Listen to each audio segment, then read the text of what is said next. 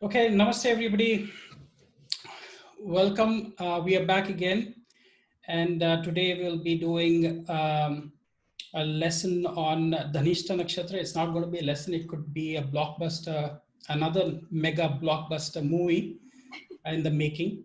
So let's start with Eve G. Eve G, if you want to start with the prayer, and then we can, move forward with the nakshatra.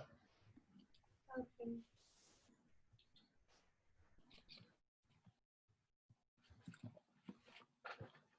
Om Gam Ganapati Namaha. Om Aim Saraswati Namaha. Om Gurur Brahma, Gurur Vishnu, Gurur Deva Maheshwara, Guru Sakshat Parabrahma, Tasmai Sri Gurudev Namaha. Om Namah Shivaya.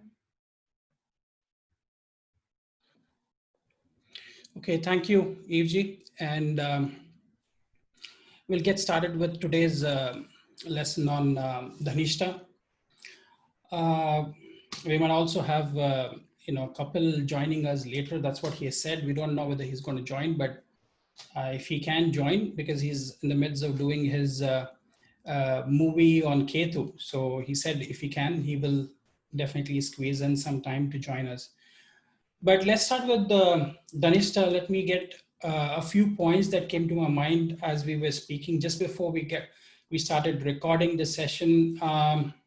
We were talking about sleep, and Dhanishta could also have something to do with sleep.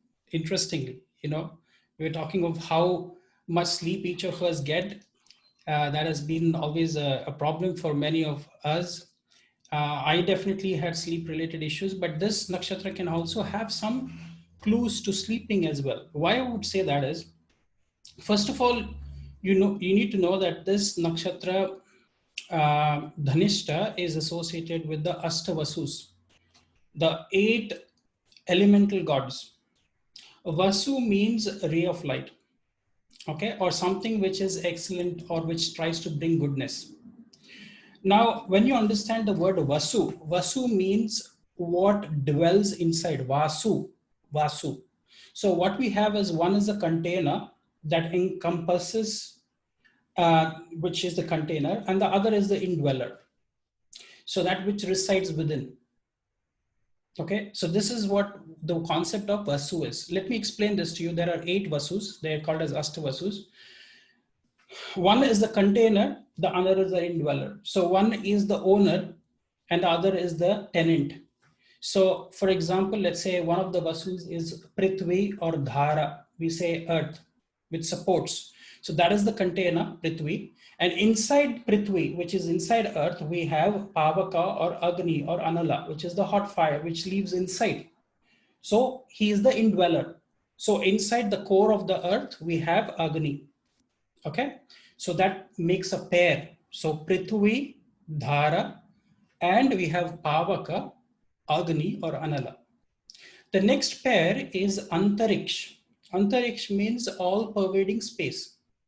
And then we have Vayu or Anila, who's wind, deified wind god, who is the indweller. Okay, that's the second pair. The third pair is Dais and Prabhasa, which means sky or splendor. Okay, and who's the indweller inside the sky? It is Aditya or Pratyusha, who's the sun. The sun is the indweller in the sky. Okay, then finally we have Nakshatrani or Dhruva, the pole star or all the stars. So that is the container. And who's the indweller? It's Chandrama or Soma, who's the moon god, the deified moon god. So you have Prithvi and Agni. One is the container, the other is the indweller. Then we have Antariksh and Vayu or Anila, which is the all-pervading space, and we have wind in it.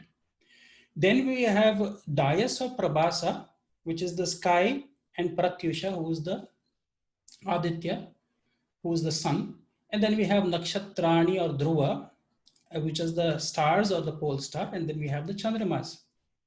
Now, interestingly, Prabhasa, the mythological story is all about Prabhasa. Prabhasa, who had stolen the cow, the celestial cow of Rishi Vashishta, if I recollect. And Rishi Vashishta really finds out through his yogi powers who has stolen it that they know it's Prabhasa. He curses them, and they are all cursed to be born as mortals. And we know the story, and somebody else can probably narrate that story because I'm not very good at storytelling. So you can say, Ganga had they went to all of them went to Ganga so that they can have human birth. And there was also this pact saying that when Ganga made herself available for King Shantanu, so she had a pact with him. The pact was, you'll never say anything to whatever I do. The day you say something, I'm going to leave you. That was the pact of matrimony. It's a pre-nuptial pact that you have, or an agreement. Today, people have other things with their pre-nuptial agreements, but those times, Ganga only asks for, don't say anything, whatever I do. So you can see that all the seven um, Vasus, one by one, were drowned by Ganga as soon as they were born because they had to be released from the curse, except for Prabhasa. Prabhasa, I said, is the sky. So Prabhasa is the last one to be born. And when King Shantanu sees all of this, when the eighth child is being drowned, he says, no, you can't drown this child. I've seen 7 children being drowned by you. Okay. Now this child goes on to become, Devavrata because of the great oath he took. And also he is called as Bhishma. Okay, Bhishma Pitama, the patriarchal king who ruled over the Hastinapur. Now, why I say about sleep, we were talking about sleep. Bhishma, first point I want to make with this nakshatra. Bhishma is very strongly associated with this nakshatra for the reason that one, he was one of the Vasus who was reborn in the mortal form. Secondly, this nakshatra, Dhanistha, also you see that what is very prominent is Bhishmashtami. That is the day when he chose to leave his mortal body. That's a very significant. Ashtami, the 8th Tithi, the 8th lunar day. Again, Ashtavasu very strong connection there. Okay. And Bhishma was sleeping on a bed of arrows till Uttarayana started. And he was killed by a Napunsak, which means a eunuch. Shakuni. Not Shakuni. What's the name? Shikhandi. It was Shikhandi through which he was killed. He said, I'm not going to fight against Shikhandi, who's a transgender. Okay, so that brought, but look at what I was talking about, the sleep. He was on a bed of arrows for a very long period of time, waiting for the right opportune moment for the doors of the heaven to open up. Okay, so it was the belief that Uttarayana begins and the doors of the heaven open up. So he was waiting for that. And even in that, he chose Bhishma Ashtami to leave his body. That's one thing. Second thing, I also correlate Ashtavasus with the 8 directional gods as well. They are called as Ashtadikpalas. Typically, we have Dashadikpalas, which are, the 10 elemental, the 10 directional lords, which include Brahma and Vishnu. Because Brahma looks at the zenith and Vishnu controls the nadar. And then we have the Ashtadikpalas, we control the 8 cardinal directions. So, which are all of them? We have Indra, we have Yama, we have Nairati, we have Ishana, we have Vayu, we have Varuna, we have Kubera. Did I miss anything? I don't know. So, and Agni, Agni. So, southeast, east you have Indra, southeast you have Agni, south you have Yama, southwest you have Nairati, then you have Varuna in the west, northwest you have Vayu, and north you have Kubera, and north east you have Ishana. So all of these elemental gods control and give you the wealth. That's why these 8 elemental gods also have a significance with the this nakshatra. Why? Because one of the nakshatra, the shakti of this nakshatra is called as a khyapayatri shakti, which means to give you a lot of name and fame in every direction you go into. So the Ashtadikpalas have to be worshipped. They have to be within your control to have your name spread, like Pradvamsha, like, Swati is Pradvamsha, which means spread, scatter. But this is scattering in all directions, the 8 directions the Astadikpalas are. So it's not only the elemental gods, but also the Dikpalas have a very important say with this nakshatra to give you Khyapayatri. It means to give you so much of recognition, fame, and name in the society. Okay. So this nakshatra, as per me, has very strong connection with the also with banks, treasuries. Many of these themes also come into because money, wealth, whatever money you keep in Swiss bank accounts or in undisclosed accounts. Okay, that has something to do with this nakshatra. Now, one more point I wanted to say about this nakshatra is a very important concept of Shankara or Shiva, which comes and associated with this nakshatra. Now, this nakshatra, as many of you know, has a connection with drums.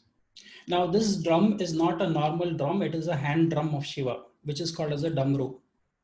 Okay, and one hand of Shiva is the damru, and the other hand, if you look at Shankara, the specific form of Rudra, he has a flying antelope or a deer in his hand. He's holding one of the legs.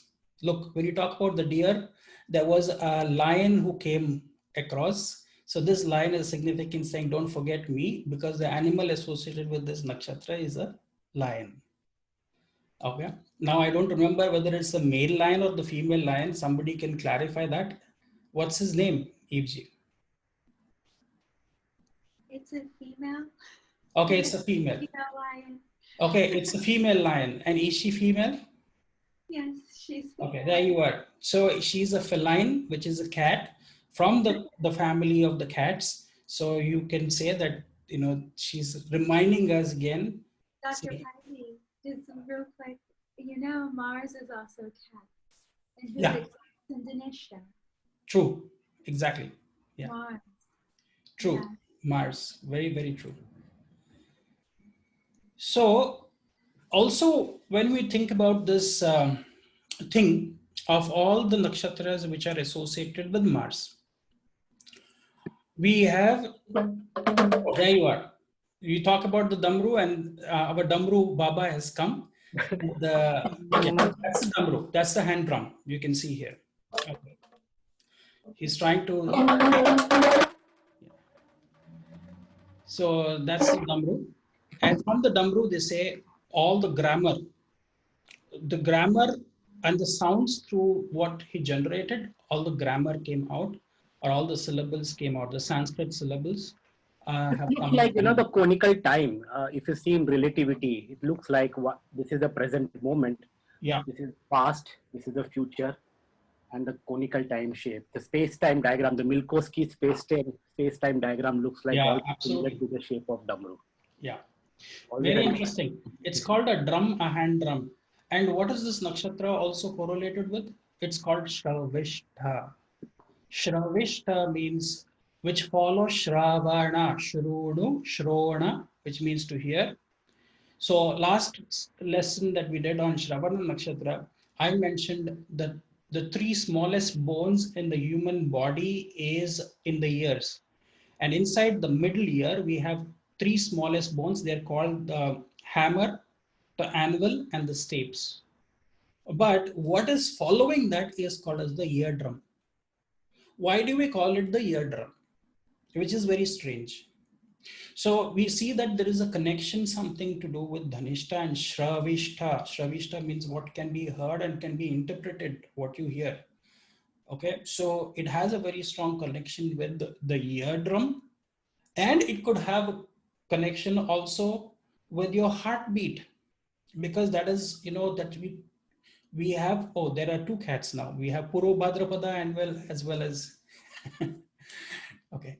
So that's another connection that we see. with the, the heart related things that I've also seen.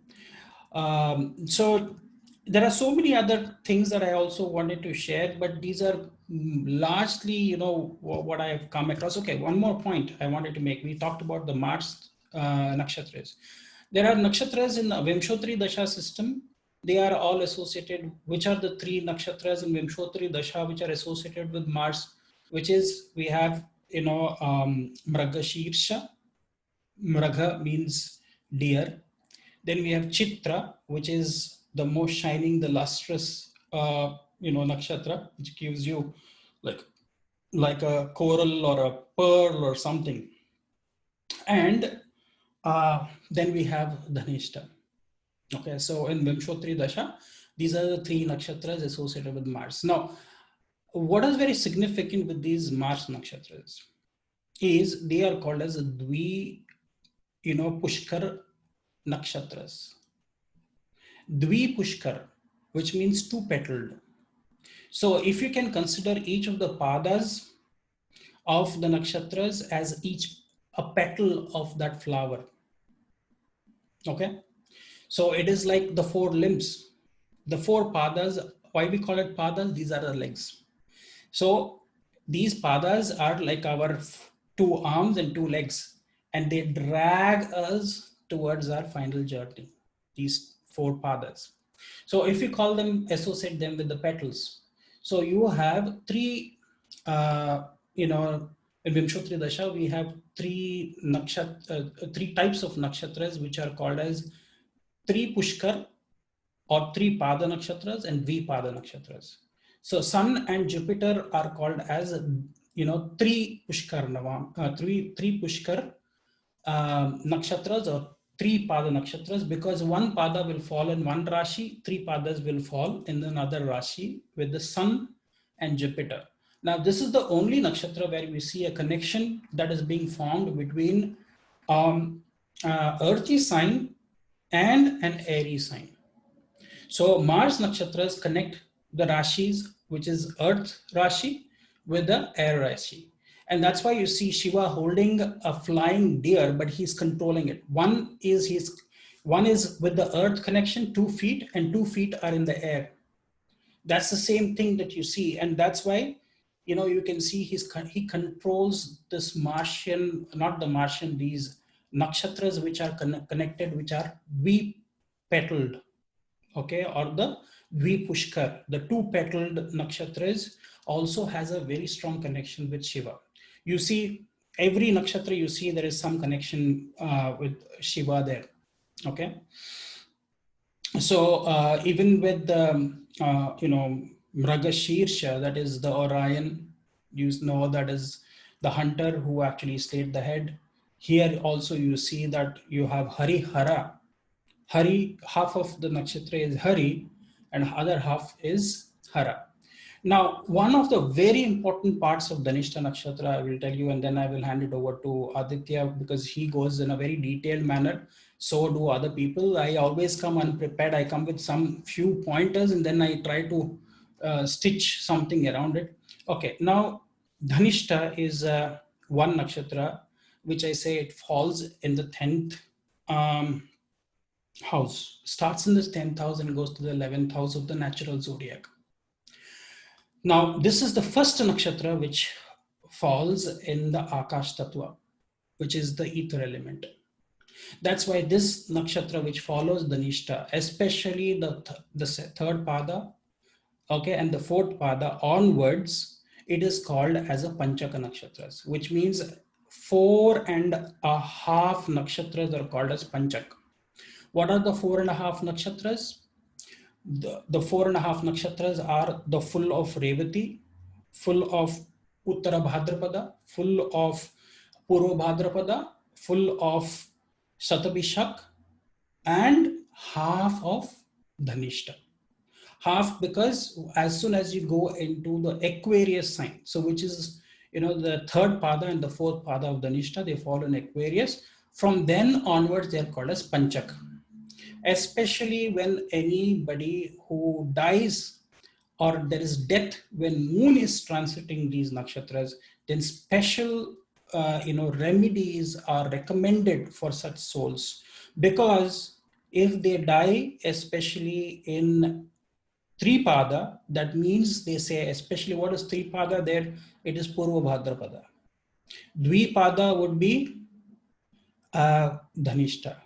So it is a belief in some of the communities in the southern part of India, where the priest will say, if special rights, final rights are not given to that soul, he will take an additional two people from the family within 1 or 2 years. Or if it is Tripada, the soul will take an additional three people with it from the same family. Now, this has not been researched by me. I'm just trying to say, and this is not to create fear in anybody's mind, but when you come to the southern part of India, there are special Shanti pujas which are recommended to pacify the Panchaka Nakshatras, especially when they are in Purva Bhadrapada or in Dhanistha Nakshatra. They are said to be even more difficult, especially when they come in the third and the fourth pada. When moon is transiting, if a soul passes away, then special prayers and special shanti is recommended in the southern part of India. I don't know whether this is there in the northern part of India, and I do not know where is the source from which these rituals are being followed. I'm sure maybe one of the panelists here would be able to throw more light if they know about this. This is what I've just heard, and I'm just, a medium of transmitting this knowledge to you. So these were some of the key points, and I will definitely talk about a few other points as we go along. But one more thing I wanted to point out with this nakshatra, there is a very strong correlation I've seen with dolphins. Of course, Delphinus is the is associated with it. What is it called, Aditya? Sadal Sud. What is the nakshatra or the tara which is associated with it? Delphinus? Alpha Delphinus is the star, the main star, and Delphinus is the constellation. Right. Okay. So dolphins is definitely one of the themes that I've seen.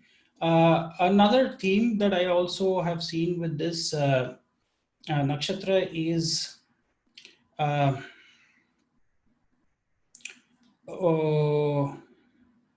also I've seen a lot of miscarriages in case there are themes of miscarriage or abortion.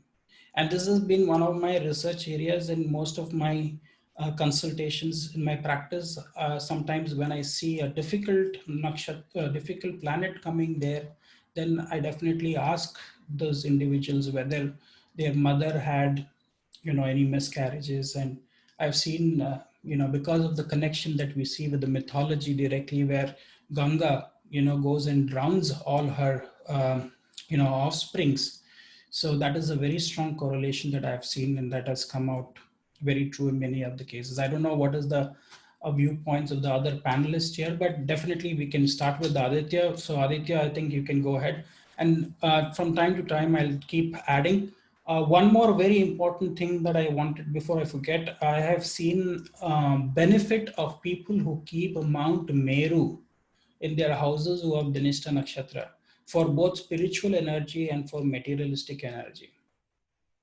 There might be a very strong correlation with Mount Meru, and maybe, crystal dolphins that can bring in, some connection with this. So these are some of my observations. I might have some more, but yeah, any thoughts? Any of you want to share anything of what I've said? Anything that you want to add to what I've said before? Yeah, Evji, please go ahead. Just so I don't forget as Aditya talks, because I want to be able to take in what he says and receive it as opposed to be thinking. There are so many beautiful points there, Dr. I just wanted to say that. Many of them would branch off into very valid things about the Nakshatra. So when you said the Agni in the heart, you think of Makara, and you get just Makara where Mars exalts. We got to remember, I want to really pay homage to Angarika here. This is where he finds his forward movement. He becomes valorous. He gets to be himself. He gets elevated. He becomes divine, really. So it's that pada, it's in Makara, that we find that Aries, Mesha, falls on the fourth house, where the heart is. And you had mentioned sleep problems. And this Agni in the heart, people often think someone's thinking too much. No, this nakshatra has tremendous willpower. We have to think of Bhishma Patan. We have to think of that vow, the gravity of the vow of no enjoyment. Okay, this is just, I mean, if no enjoyment through women, you could say, you could really say it was just that. But if you watched what he did, he yoked himself out of patriotism for his father, really. So this nakshatra has something to do with familial love, familial loyalty, I should say, almost to a fault. Because Bhishma's vow, he crossed his limit with that vow. It was not his to take, that Bhishma is greater than I will ever be. So it is not me saying that I could do something better. My head's on the floor. I'm nothing, and I wear a garland of faults. So please, and I don't say that to be modest, I'm being honest. I am nothing. But I can see through observation, and as teaching Jyotish and sharing Jyotish, and understanding the big picture, when Bhishma took that vow, he took self-authority out of his honor. We've got to remember Angarika, out of his honor, his strength, his valor. I can protect my country. I can protect my father's desires by renouncing mine. It seems very noble, but he was the best choice to lead. He was the proper crown prince. He was the proper Yuvraj, right? He was not supposed to sacrifice that post. By doing so, they got a continuum of kings that did not deserve the throne because he deserved it. So there is this nobility here. Mars, when they say that Mars has arrogance, when we hear the word arrogant, we're often thinking of some pompousness. That's a very low form of arrogance. Arrogance is, it can be divine. It can cross a limit where you see the person and they are extraordinarily noble, but you don't know what they're being blinded with their nobility. So he was great. He was full of power. He was full of strength. He was full of valor. I mean, his name struck fear in all of the neighboring kingdoms. When he got the princesses of Kashi, they were shaking in their boots. They were shaking in their sandals. You know, they were shaking. They were horrified. I mean, this is Bhishma's death is due to that, right? That princess who could not forget that he ruined her commitment of her heart. So here we have the heart brought in again, that severing of that which is gentle, of that which is tender, of that which is geared to union for glory. So there's something about this nakshatra that becomes extraordinarily, it's got a power to it, and it has to be careful that it doesn't sever things without thinking, without force its will, because it is that strong. And when it comes to its vow, when it comes to those kinds of things. The other thing, when you said the fire of the heart, recently, those of you know, I've been through a few medical things, and one of them was, I was looking, you know, they were taking a CT scan of my heart, and I could see it. And I asked him, I said, is that normal? Because when I looked at it, it looked like a drummer inside the heart with a fire coming up out of its head. I mean, it actually, your heart chambers, when you see it through, anyway, I'm sure other people have seen this, but it is the drummer. It looks like these two valves come off, and they look like they're hitting, and it's rhythmical, and there's the image of flames. It looks like everything's going upward. So it really, you know, that willpower of the heart, that power that is in one's will when it's linked with a purpose and a duty, should not be underestimated in this nakshatra. You said something else very beautiful that I wanted to touch on before, Aditya ji. Maybe I'll remember. It was something very significant, Dr. Paiji, about this nakshatra. That's great. But we also have something special is happening. I don't know what is this. Kapil, is he there? He's just joined, but I can just see his Kapil. Are you there? We are recording, Kapil. It looks like a red screen. Oh, okay. Probably we don't know. That's, okay, carry on, Evji. Yeah, this was some beautiful things that you have been sharing with us. Yes, seems like he has the camera in the other direction, you know. Oh, okay. Yeah, Switch the no camera worries. to- I think he'll come on Fine, the yeah. camera.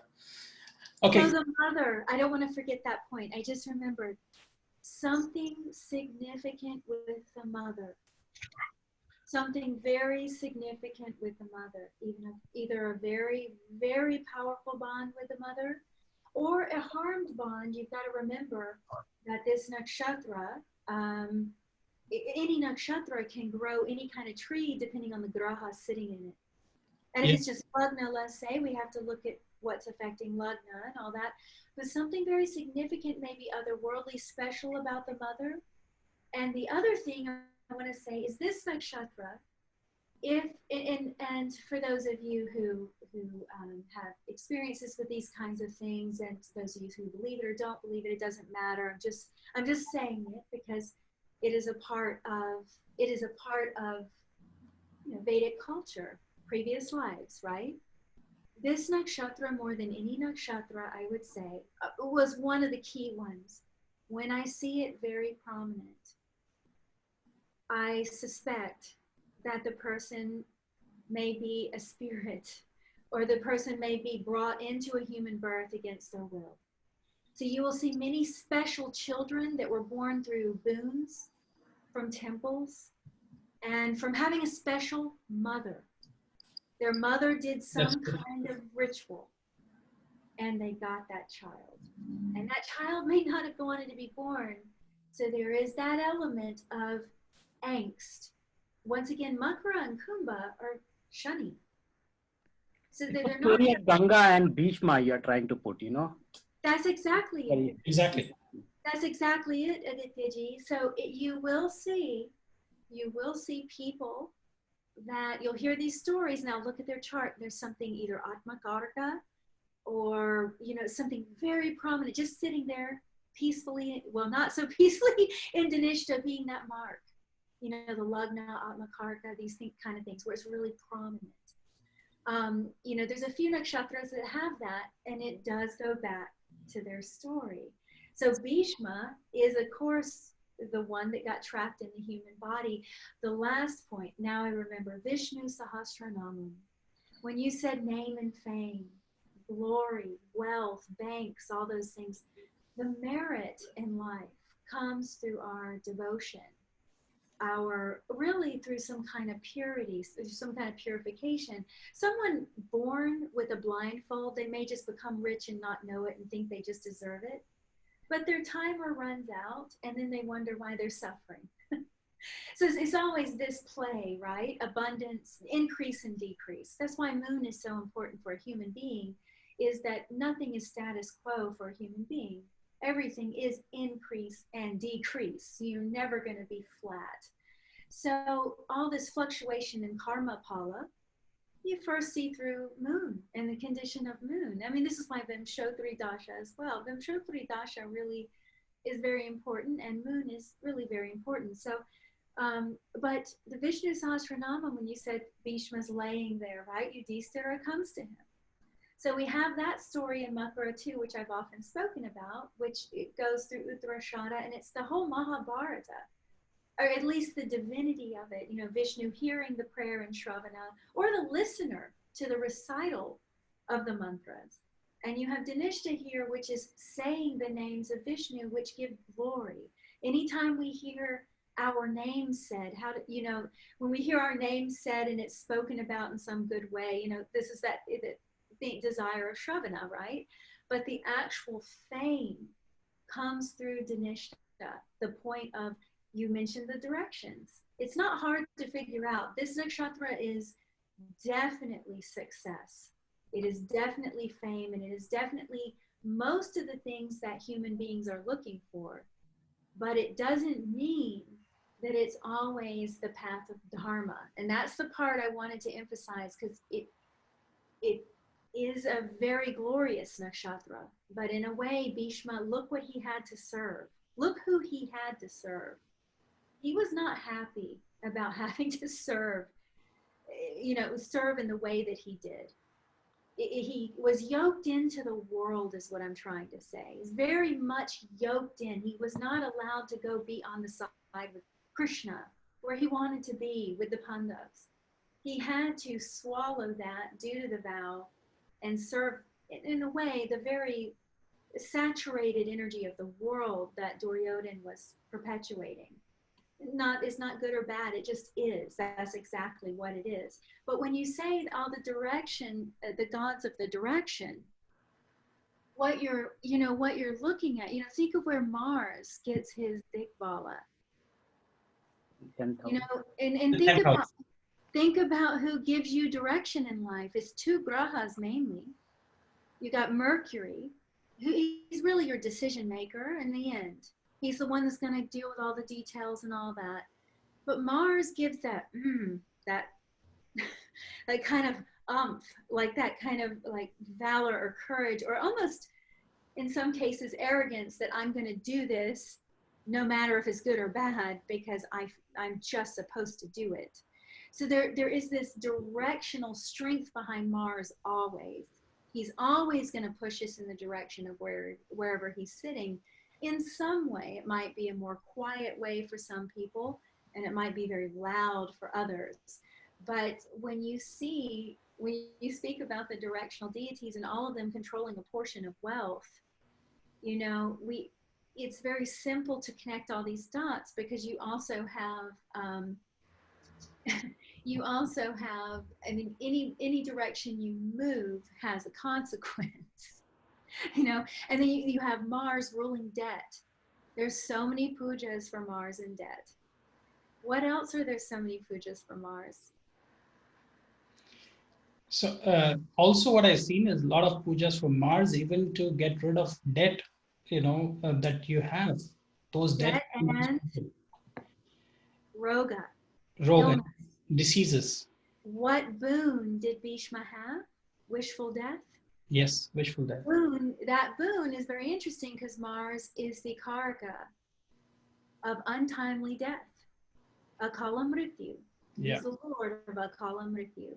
He's also the lord of injury in battle, getting torn apart, all those violent actions that happen in battle, surgery, all those things. He's also roga karaka, as I think we mentioned in Shravana. I mentioned that the Sampat Nakshatra to Mars, where Mars is exalted, is Shadabhashaka. So there is a very medical aspect to Mars. Mars is very physical. The other thing about this nakshatra is it seeks that kind of physical proof. It likes physical evidence. It likes physical proof, and it likes to know that something is. It's not blind faith. It's not a blind faith nakshatra. Mars is not. He's very mechanical. He's very logical. And he's a surgeon. So he goes about everything in that way. A lot of doctors, correct, in Dhanistha? Is a what? Lot of doctors you have seen in Dhanistha. So one thing I told you guys years back is I've noticed the master pulse readers. The master pulse readers, a lot of them will have Dhanistha. And you just the heartbeat. It's so simple. Shiva's drum. The minute we take breath in life, what is enforced on us the minute we are living is that we will die, our mortality. And if you look at Saturn and Mars with this Vimshottari lordship, it's a Yama yoga. Saturn and Mars together is Yama. So the two nakshatras, Anuradha and Dhanistha, have a very interesting connection to the heart.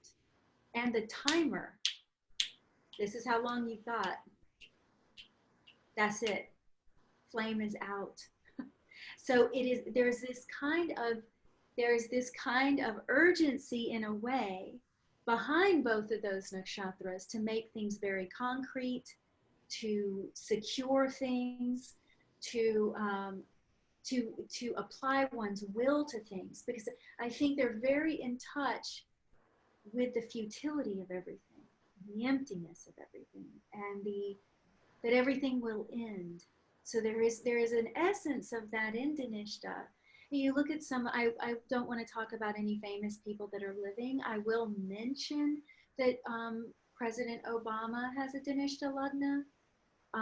You hear his measured speech. That is another very common thing with Dhanistha, is there's a specific kind of speech, because Shani ends up ruling the second house.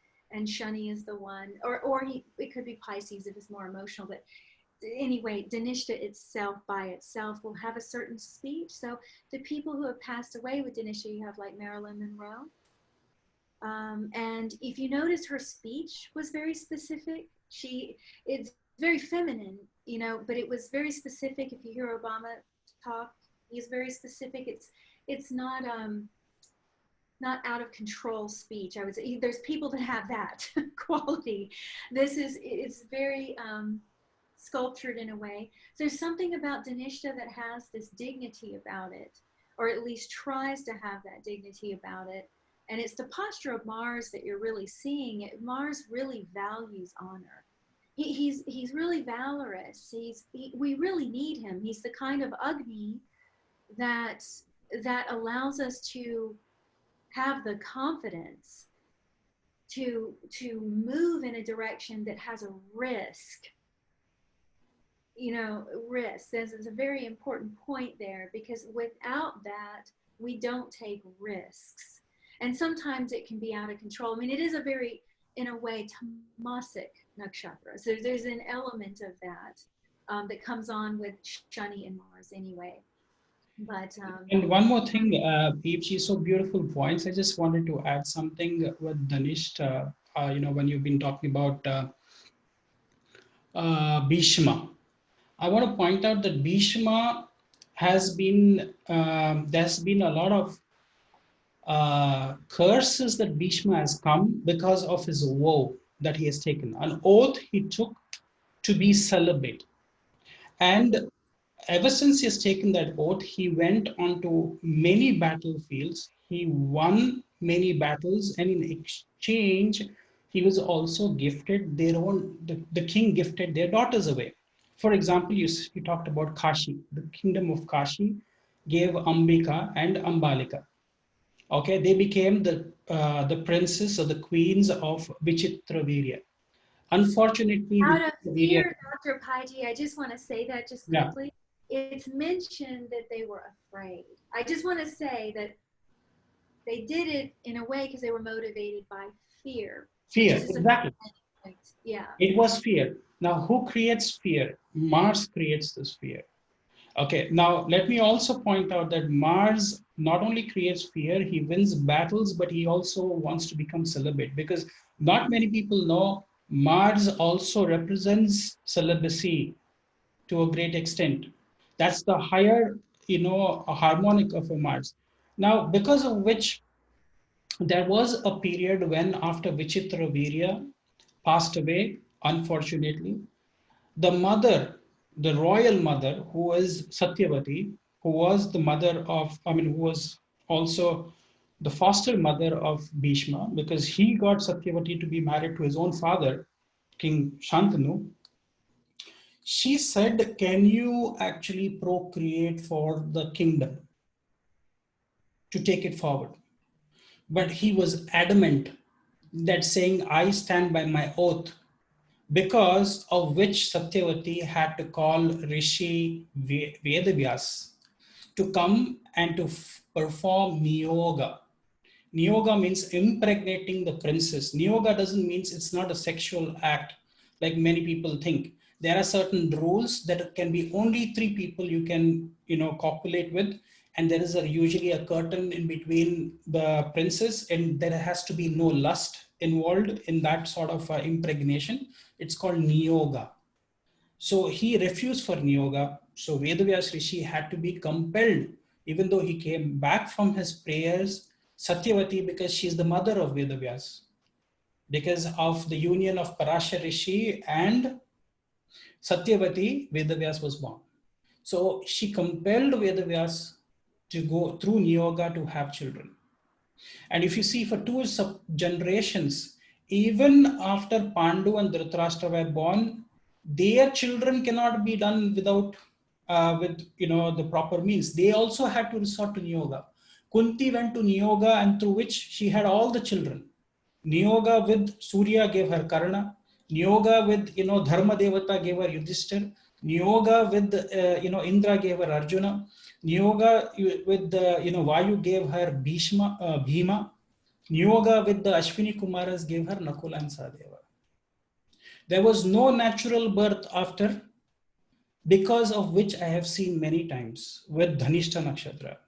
Men usually woo women, but then they become hated by women because of a nature where they say, no, I don't want to do anything, I just want to that, because of which women get attracted to men who are Dhanishta, very strong, just like Bhishma.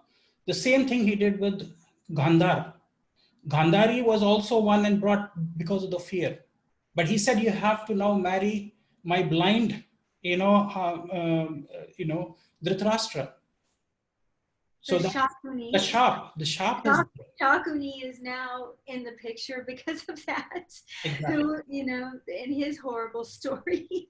I mean, this is what these vows, this is it's a beautiful point too, what you're making about the sensuality or the sexuality, because it doesn't mean because this is Bhishma, the person's going to want to be celibate. I've seen a lot of promiscuous people with this nakshatra. Once again, this is not good or bad. It just is. Right? So we're not talking bad about promiscuity. It just is. I'm just making a statement. So you will see this in some cases. The person has had more partners than they would have liked to have. Exactly. Some way it does impact them. True. Some way it's going to impact them. And then what you were saying about the men, this is, once again, it is like Mars trying to handle Venus in a way. There is that element of it that's, I'm sure if you get other things in the chart, like if the person has a strong Venusian or I would say lunar influence, because moon is the romantic. Everyone thinks Venus is the romantic, right? But it's actually moon that they say in Sanskrit is full of lust. And he is the romantic one. He's the charmer. He's the vain one, actually. I mean, he crosses his limits of vanity, and Ganapati curses him. Right? It's not because he was vain at all. Ganapati, none of these gods, no one cares that he had vanity. It was when it crossed its limit. This is the big lesson here. It's not the sin, it's the excess of crossing a limit. It's the will crossing some point that starts encroaching in other people's boundary. Once it starts affecting all, then it becomes a matter that Vishnu has to handle. Lord Vishnu has to handle these people who make such big vows that it affects other people. Or they have some personality trait that's just out of control. So if someone has a lot of moon, or they have moon Venus, then it can counteract some of this Dhanishta quality that you're describing in men, because then the moon will take on some of he's the romantic one, and Venus will take on the enjoyment part. Venus really likes to have enjoyment. So if they're together, then it's a combination. It's a combination for that. But so, but you will see with Dhanishta in general is this kind of interesting stories around. There could be some contrast, definitely. So, Evji, we will definitely have more, but we have the other panelists as well. Kapil has joined in. Kapil is there, yeah. Let's talk to Kapil. So let's talk to Kapil and see what is his. So I just came back from shooting all day. I knew that. I'm half asleep, and I'm just like, I saw your link, so I just clicked and joined. Right. But I mean, I'm just gonna quickly say I've seen all kinds of things. I've seen like with Dhanistha, musicians, boxers, fighters. I have even interestingly well, I don't know if I should say this. I think it could be a little too negative. I'll skip this part. Maybe I'll tell you guys in private. But I mean, I've seen certain negative parts, but definitely with Dhanistha, I see people who get like, let's say, a relationship reading from me, marriage reading from me, and then they say, can you tell me if I should even marry? Should I even be in a relationship? I don't know. And they're like 35, 36, and I can see like a Dharakarka would be in Dhanistha. Venus would be in Dhanistha. Seventh Lord would be in Dhanistha. Mars, let's say, was sitting in Navamsha in the 7th house in Dhanistha. And I can see that they want to take this oath of celibacy. They're dying to take it, but they're just wanting this confirmation from me. That's one of the unique things I've seen with men and women both. Because I'm like, oh, that's Bhishma Pitama. He does not want to be in a relationship. He wants to be away from the bondage of it. Maybe they want to have lots of sex on their private life, fine. But the commitment part, they're always questioning that. That's absolutely right. That's what I was saying, Kapil.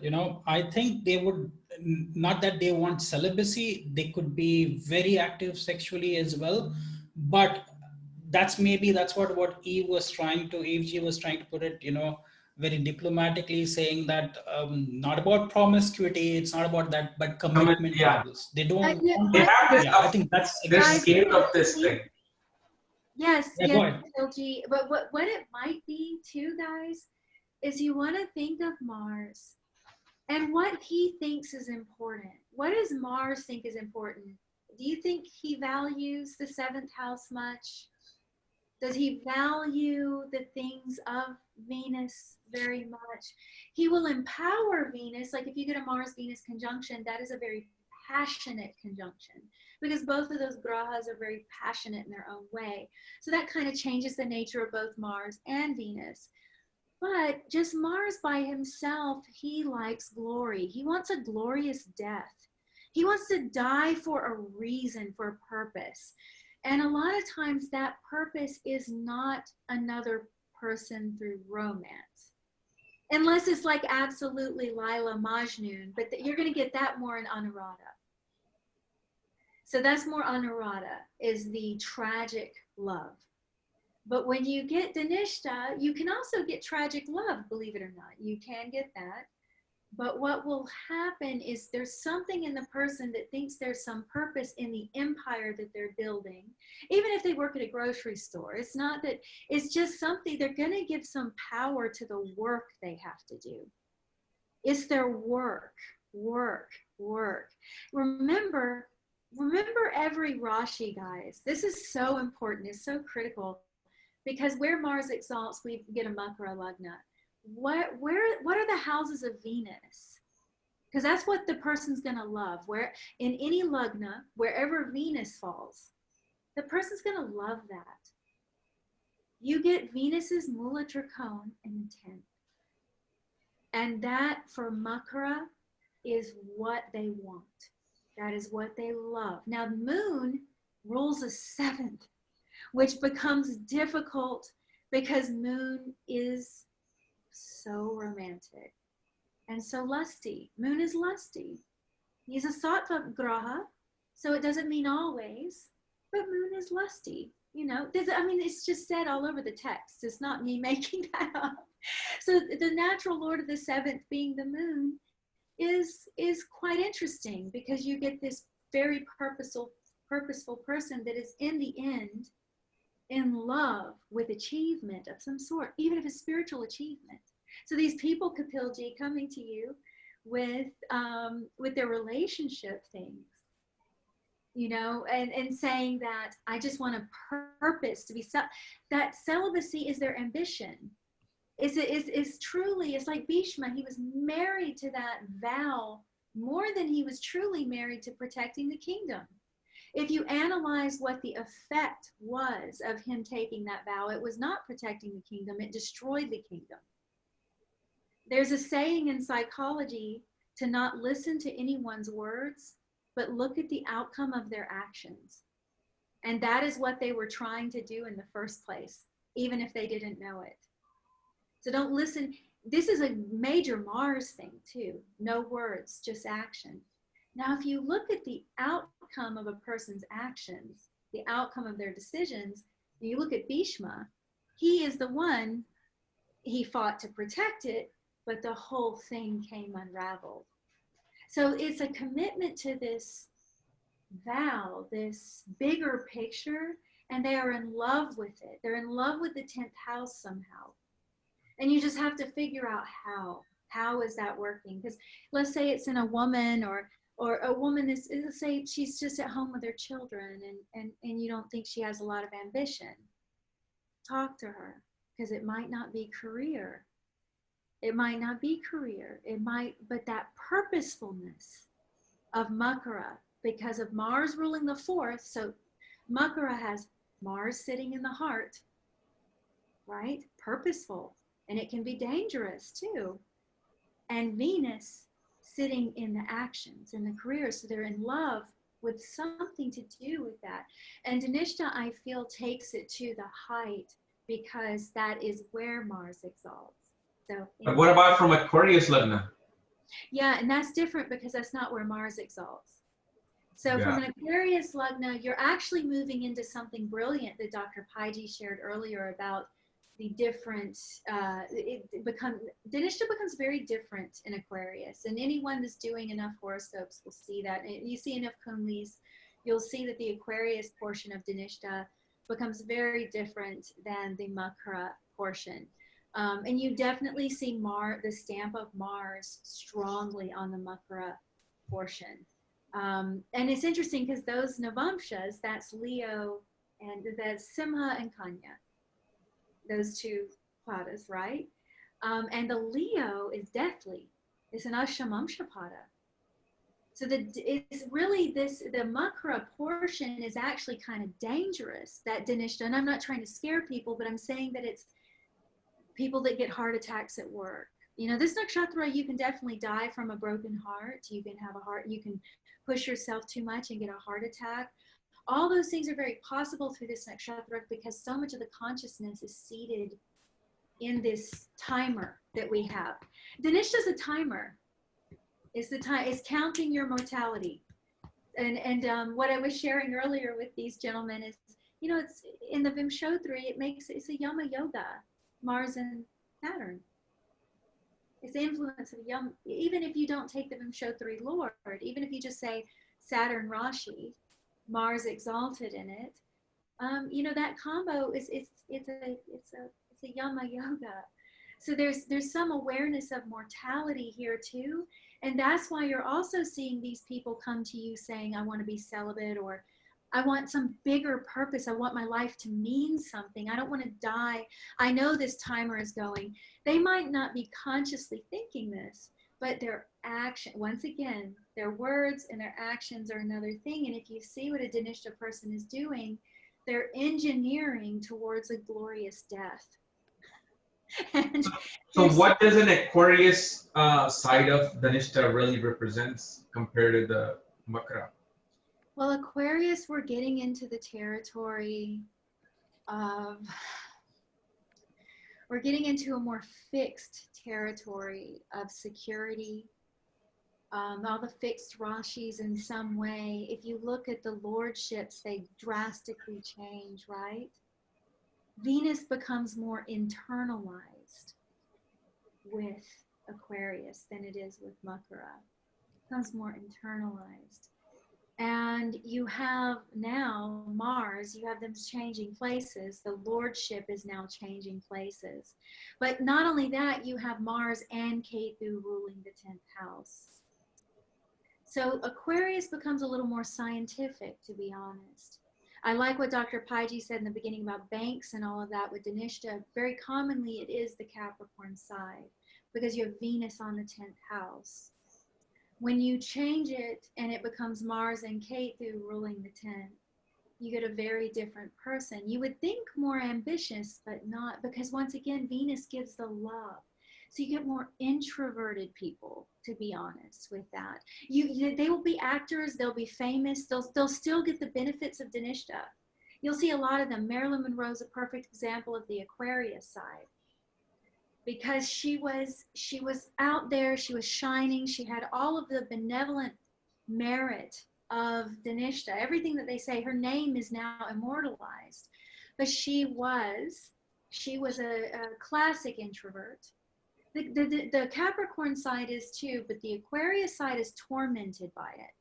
So she was on so many medications. You know, they didn't know how to keep her functioning at one point. Medications to wake up, medications to go to sleep. A deeper insecurity. There's a deeper insecurity with Kumbha sometimes, and if it's not insecure, then it's very skeptical of this world. It's almost like it becomes a little bit more solidified in the skepticism of Shani. And so therefore it makes very good scientists. It makes very good musicians. I've seen a lot of recording engineers with it. And it makes a very, because Mars and Ketu becomes kind of technical on the 10th there.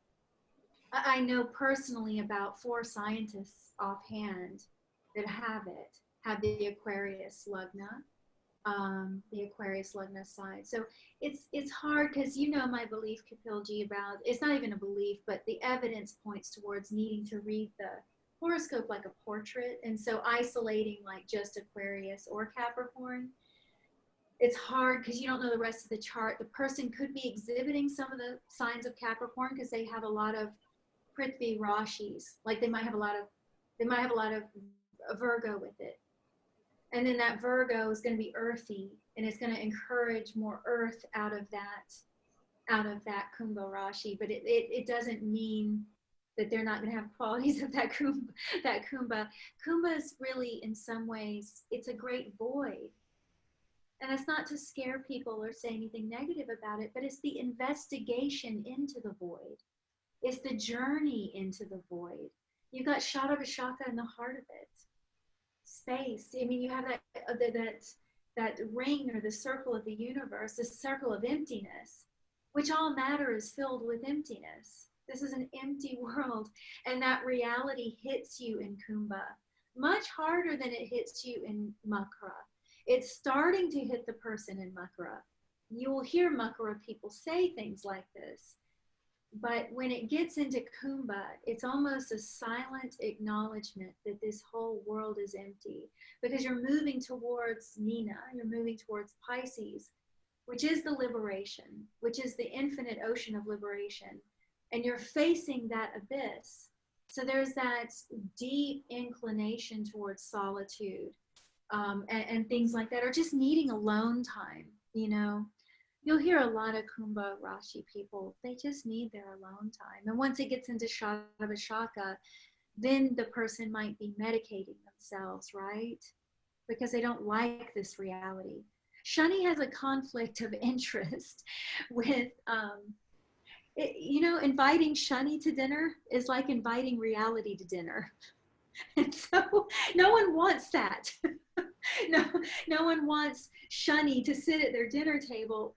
I mean, most people, maybe some of us, but this is what Kumbha is feeling in a way. Kumbha is starting to feel that, and he's got that, mark my words with this, guys, everyone who's a student, I humbly say this, I'm happy to be wrong.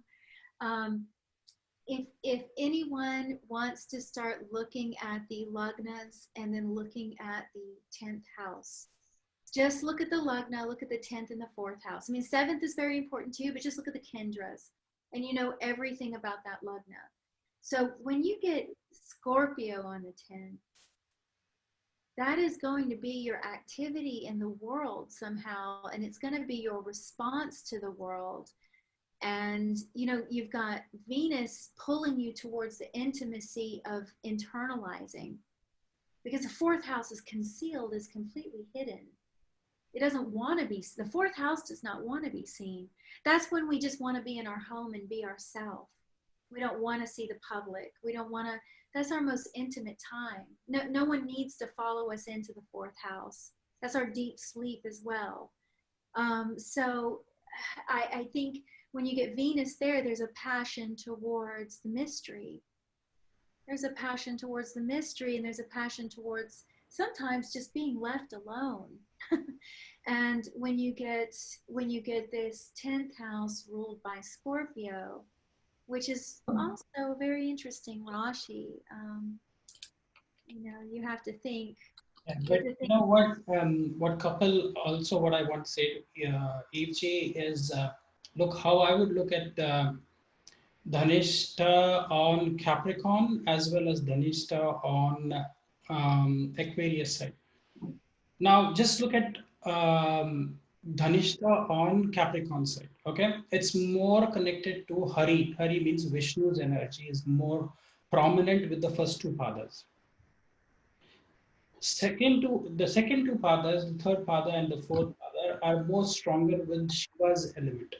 And both of them will have some issues related to their mother for sure. Dhanistha as such will have some association with mother. Either, just look at for a Capricorn ascendant with Dhanistha, you see Mars comes in the fourth. The Mars is the Mula Trikona of the fourth house. Is that correct? Mars becomes.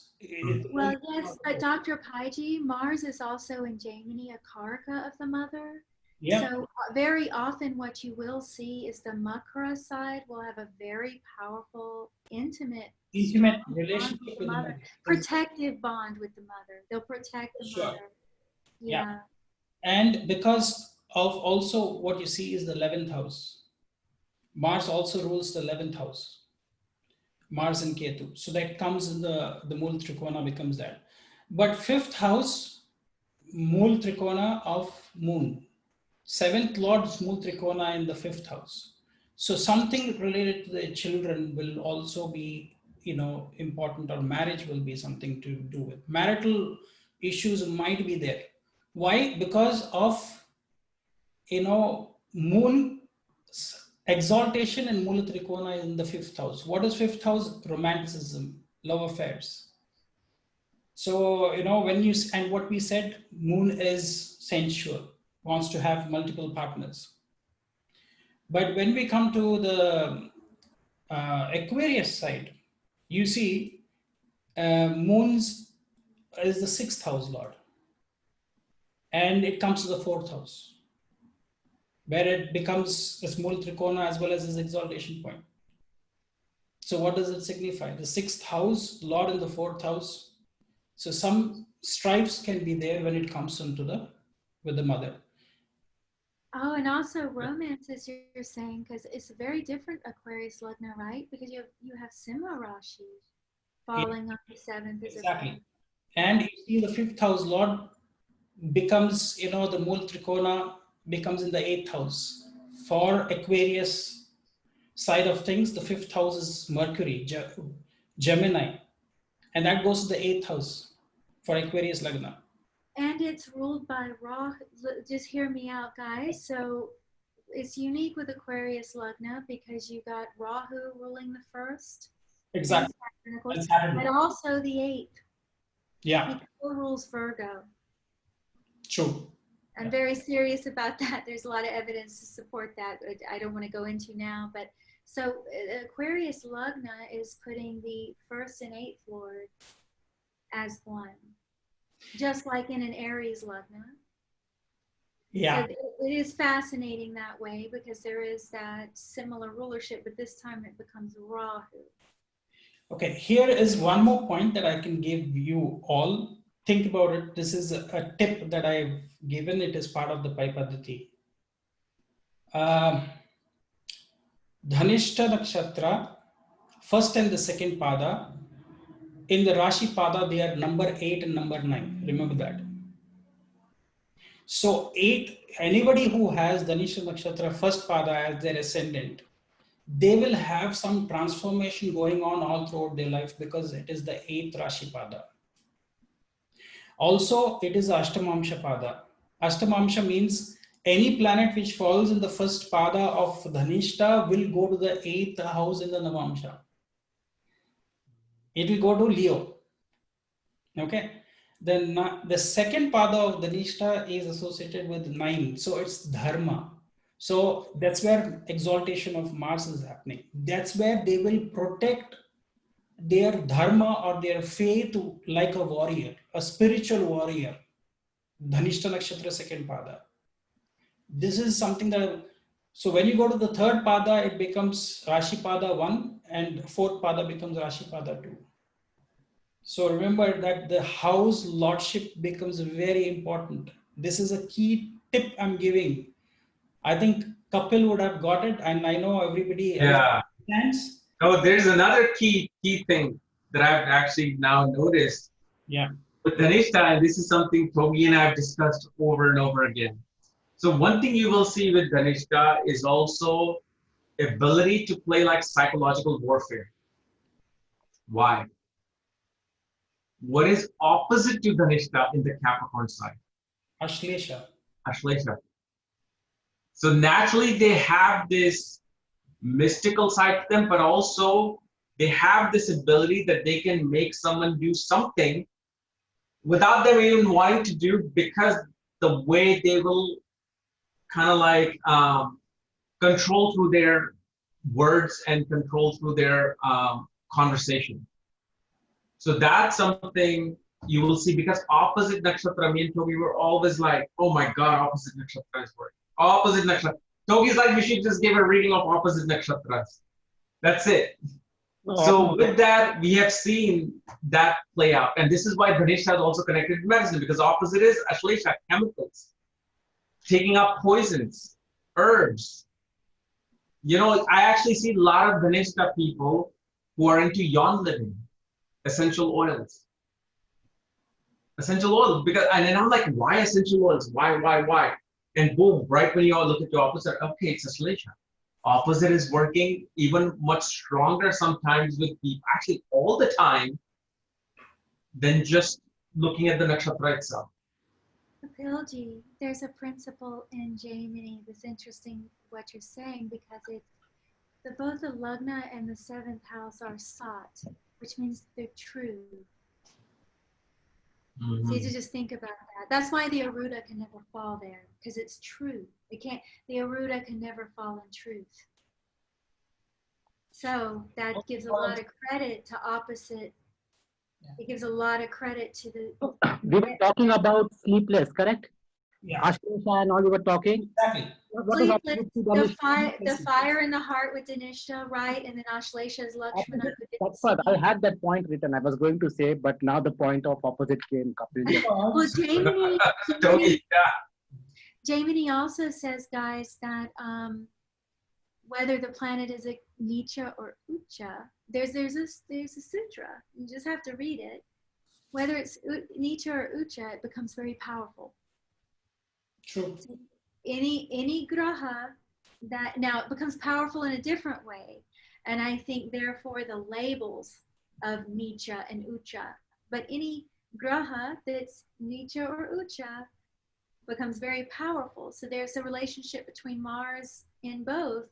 I mean, look at Michael Jordan. Look at all these famous athletes with so-called Nicha or debilitated Mars.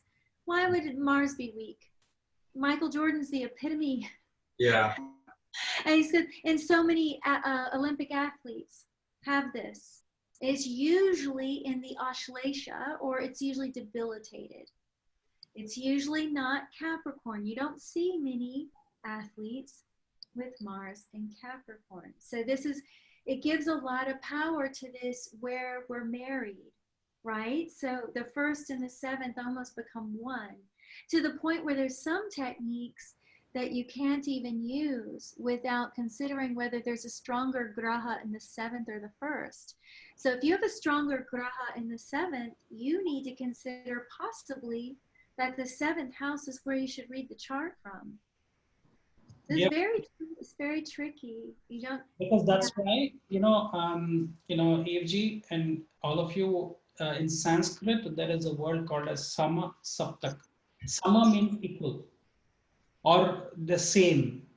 Sama Saptak means usually in marriage astrology, in the southern part of India, when if the bridegroom's moon is looking from the seventh house to the, the bride's part, then they say it is Sama Saptak, which means the moons are matching or they're looking at each other. They're called as Sama Saptak.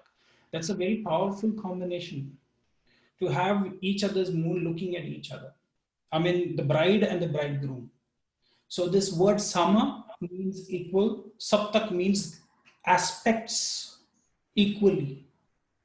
So that's why the whole concept of this seventh house nakshatra, I think, works wonderfully, and that is a trick that people are missing out on. And I use that very effectively in my readings for so many years. See, that becomes important when Venus is opposite to our nakshatra Dhanistha, either in Ashlesha or in Magha. I can really say that I have that combination. I know what it is. Mars in Magha or Venus in Magha and Venus is Ashlesha, then it will be having some qualities of Dhanistha. Definitely. Okay, so Kapil, do you want to share some more or? No, I'm good. Okay, let's go with Aditya because he's been waiting. No, fine. I have kept my rice, no problem. I'm handling my rice pot there. Okay, you got your rice pot. But I think that's a nice point. I think one point was opposite of Dhanistha because you were talking about sleepless and all, and you mentioned about sleepless things even in Ashlesha video. We talked about how sleepless and insomnia is connected with the Ashlesha Nakshatra, and opposite of Ashlesha is Dhanistha. So that one point is already mentioned. Another point which we said was Bhishma Pitama was killed by Shikandi, who was a transgender. If you put Dhanistha of Aquarius in the Lagna, what comes in the 8th house? In the 8th house, you will have Mercury sign. Correct. Virgo, yeah, that's right. Virgo. Transgender, Mercury is what? Neither male nor female. Yeah. So that was another point again. How it is connected. Anyway, should I start? Yeah, we can go ahead. Did Kapil drop off? Yeah, I guess he. Okay. Yeah, I think it should be quite. I guess anything between of this video. Yeah. With the video. Guys, excuse me, but the reason I spoke so much is that I have a very, very early flight. And so. But you have to give me permission, Dr. Pai, to share the screen. I don't have the permission. Okay, I'll make you the host.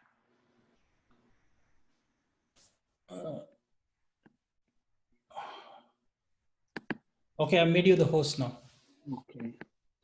Oh, without making the host, you cannot share the screen, is it? I do not know how to do that. I'm challenged with the technology. We are all challenged with some technology.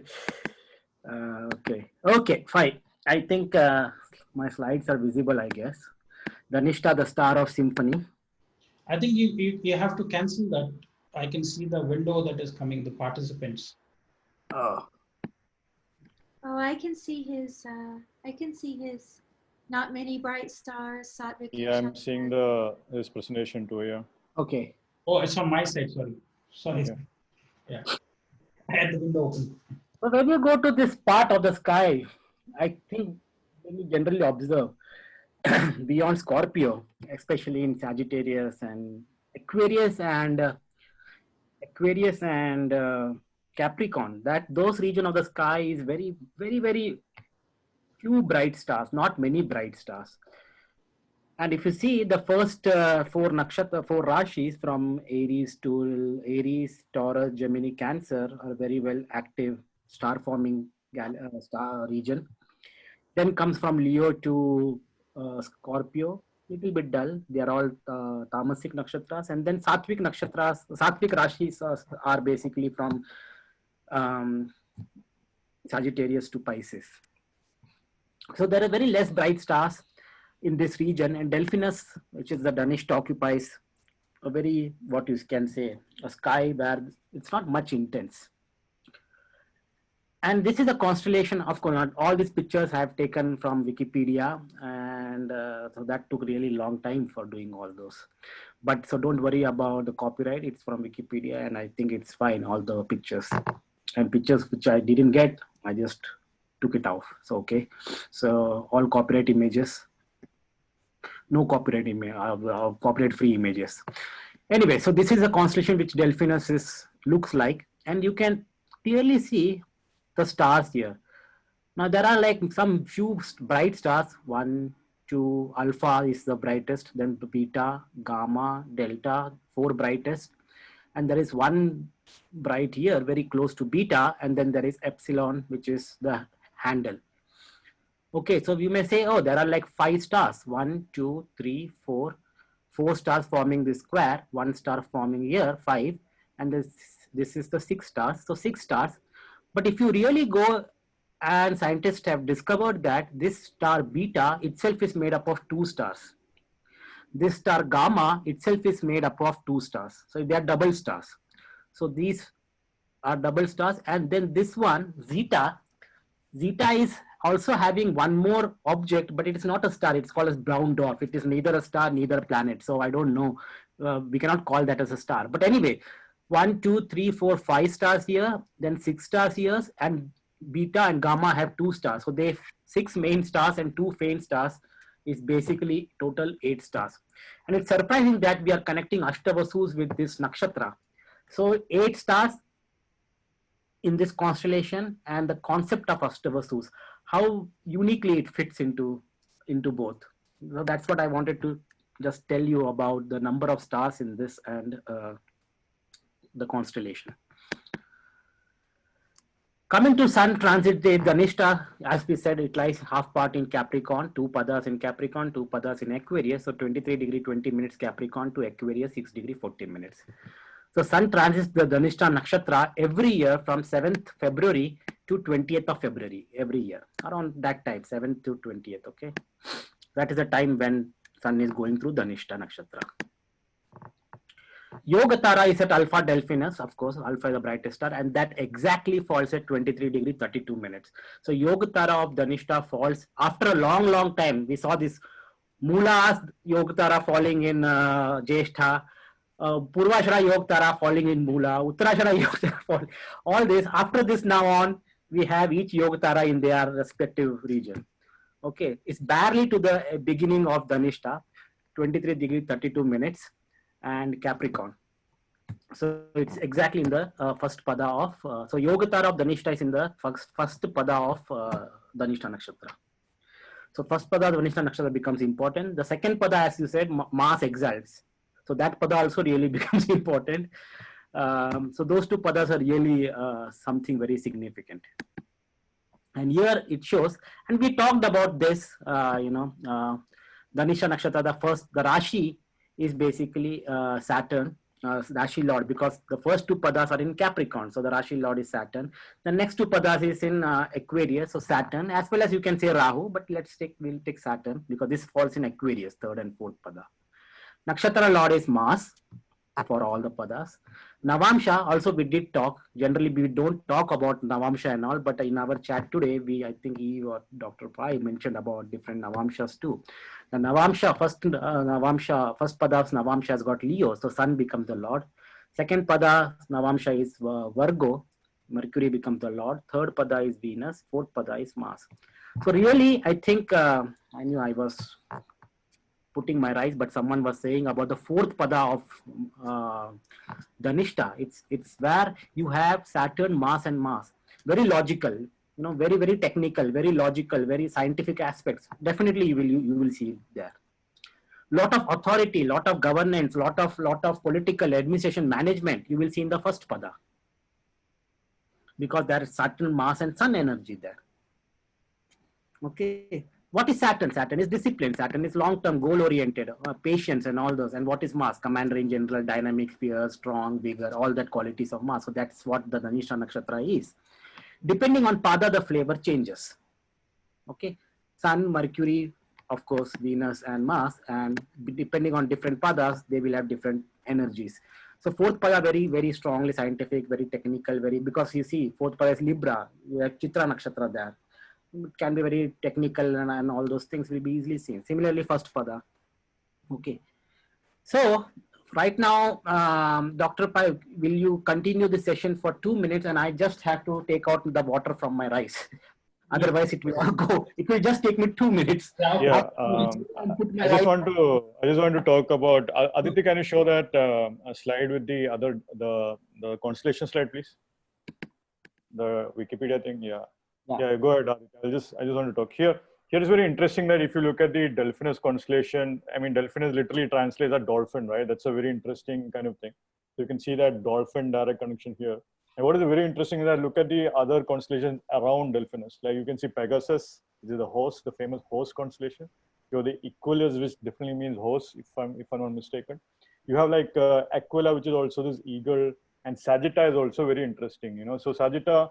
I mean, why would you have Sagittarius, which is a whole Sagittarius thing, then you have another Sagitta as a constellation coming up here also. So that's a very interesting kind of thing to think about the dharmic side in general. So these natives might have something going on. I mean, you don't think, we are used to thinking in terms of 12 zodiac signs, but when you begin to expand that, just look at what's happening in the boundaries. There's this interesting kind of theme that's seen. Because I was paying attention to the omen of what Eve G was saying about having to take an early flight. So I was wondering what was going on here.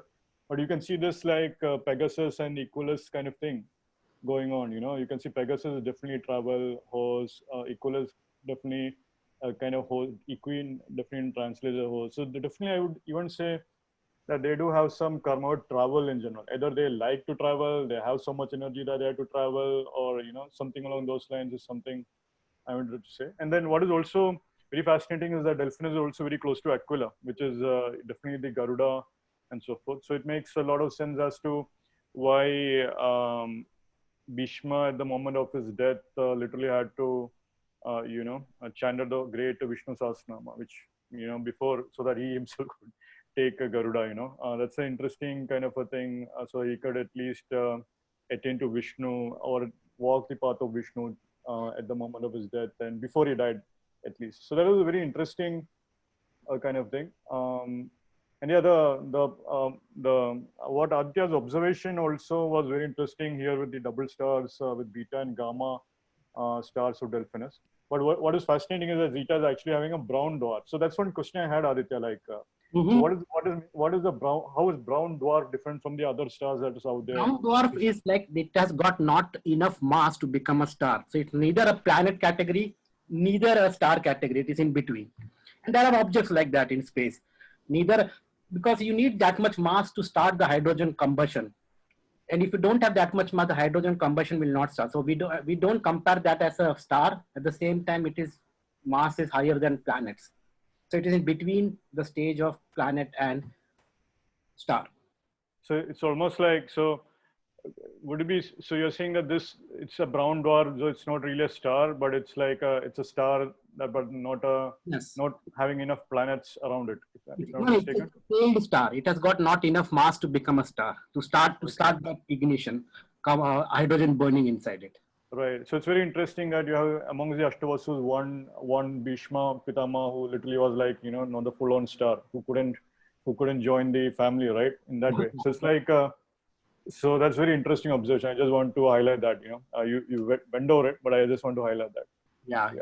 On that note, guys, I'm probably going to have to go. It's almost 11 p.m. my time, and I will listen to the rest of the video. I was so looking forward to hearing what everyone had to say. I just wanted to share on that about Bhishma once again. I wanted to share just something on the Brihat Samhita, where it mentions that acts of, you know how it goes through each nakshatra in which actions are to be taken. It's interesting here because under Dhanistha or Shravishta, which it is called in Brihat Samhita, it says that acts of character are carried out.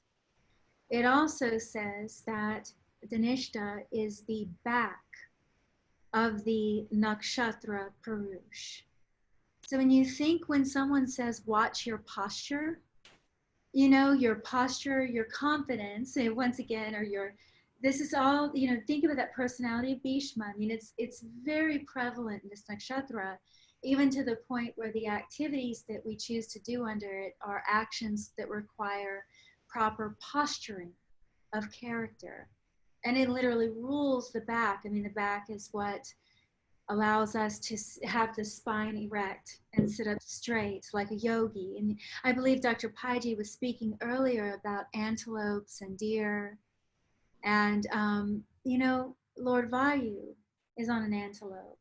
And so control of prana, control of that prana comes through the deer or the antelope. That's why you see Lord Shiva with it. It can be either a symbol of Soma or a Vayu. And you have to determine whether it's an antelope or a deer. And so if it's a deer, it's Soma. If it's an antelope, it's Vayu. And that's control of prana. So this nakshatra, there is a posturing of control of life force, which is shown in the back. So I'd be curious, you guys, just before I have to go, if anyone has seen back problems with Dhanistha. And I have seen this from time to time, and sciatica and back problems. Interesting. Even in Dhanistha, it says that nakshatra rules back and anus. Yeah. Yes, yes, it does say that. It also, well, that's the Shiva part. That is the, once again, we're dealing with Shiva. Whenever we're dealing with the anus, we're dealing with Shiva. We're dealing with that which is getting rid of that which isn't needed. You know, annihilation in many ways. I mean, if it rules the colon as well, I mean, just the large intestine, this is all absorption of nutrients, but then once it's done with that, it's disposed of. So that's interesting, Aditya ji, because that's the Muladhara is near that spot, near it. It's at the base of the tailbone, right? And then you also have it in Kriya, they show you an additional place. That's an interesting thing, because if you in that Yukteswar's the Rashi distribution with Sun and Moon being the Leo and Cancer, you have the Capricorn and Aquarius, literally the Muladhara chakra region. So it makes sense with regard to some back problems and that kind of a thing going on. So that makes a lot of sense. In fact, I'm sure this guy who's a musician, who's also a martial artist, who also had sciatica problems, probably had something in Dhanistha. So I think you might be on to something there for sure. Yeah, I don't feel like we've spoken about musicians enough, and really this is a star of music that you will see Dhanistha quite a bit with music. Yeah, but yeah, it's very musical, specifically drums. But you'll see many. I think Dr. Paiji has mentioned flutes before. Flutes, absolutely, yeah. Mm-hmm. Yeah. And mridangam and drum, these are some themes that I've always seen, but I've also seen people who play the piano and the guitar. You know, it's a star. It will have many talents. And, you know, Kapilji's not here now, but I was thinking about his question about the difference of the Aquarius side. It is very, very different. It is interesting how the Rashis will define that. And it's not only because of the padas as well. Like Aditya Ji's touched on that Leo is the first pada, ruled by the sun. It's also Ashtamamsha. And it's the most dangerous pada. I mean, it's recommended to recite Mahamrityunjay mantra if you have this pada, actually. So it tells you, like, and also fourth pada Bharani, you know, because those are very mysterious between life and death in some way. So those Ashtamamsha points, we want to think about what they are. And it's not to scare anyone. It's just that there could be some parts of the person straddling two worlds or whatever it may be. It doesn't have to be so fatalistic. Obviously, we have plenty of people that live very long lives with first pada Dhanistha or fourth pada Bharani. It's not about that. It's just that there is some kind of, I would even say, obstructing energy in those that portion of the nakshatra, but it also gives a tremendous amount of force. And so Mahamrityunjay helps direct that into a more life force, as opposed to some kind of just agitated force or some kind of energy that we really don't know what to do with. It gives it some direction. I mean, that's the recommendation for that. But But when you think about the Aquarius pada, the two that are land in Aquarius, you are getting Libra and Scorpio. And you are getting more of a, it's like when you do see Aquarius, I love what Aditya Ji said about the fourth pada, because definitely technical, as you said, because there's something always with Scorpio that's a little bit investigative. It likes to investigate, it likes to rip apart, it likes to get to the bottom, it likes to discover things. So there is that. But I was just thinking of, Kapilji was reluctant to say some of the negative factors of this. And for all of the viewers who know me well, I am the last person to talk negative about any nakshatra at all. So when I say this, I'm not saying it to say that you will be like this if you have this, or there's too many things in the chart to determine this. In some combinations, okay, it's not all combinations, but in some combinations, I have seen the Aquarius sign to be incredibly, there's an element of control that can be there. A need for control that can manifest as positive or negative. It's just there sometimes. And it probably goes back to a little bit of that relationship with Scorpio, falling on the Scorpio Rashi, falling in the 10th from it. There's a little bit of a, with the Aquarius in general, it might be subtle, it might be silent, or it could be loud, depending, once again, on the rest of the chart. If the person has an Aries Lagna, they're probably not going to be quiet about it. But if they have a, more mild Lagna and a placement of the Lagna Lord that's kind of mild, but then they have, they have some prominent grahas in Dhanistha in the Aquarius portion, there's some thing with those grahas there that they don't feel maybe, and correct me guys, once again, I'm so humble with this stuff. I'm not saying I'm right. I'm going off of observation. And what I've seen a lot is that the grahas that are sitting there feel a little bit not unstable, but they need to seek some kind of control of their environment. And they'll find the way to engineer that. And that happens, And so you could say that it comes out for some reason in partnership. I don't know if that's because Leo has become 7th. And, Leo being on the 7th, Simha is not always possessive. And guys, I never like speaking negative because people take it so personal.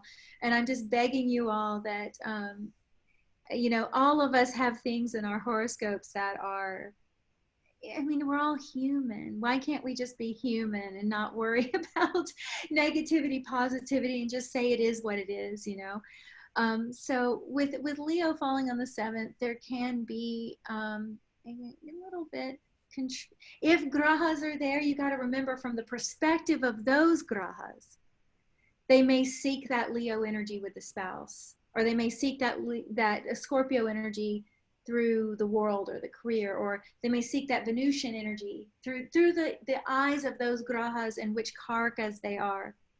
So if there's like Dar Karka in Dhanistha, you definitely want to look at the 7th house from the Dar Karka. And so then, then if that's an Aquarius pada, or if it's Matru Karka, to Dr. Pai's point earlier about mother, and you definitely want to look at that 4th house.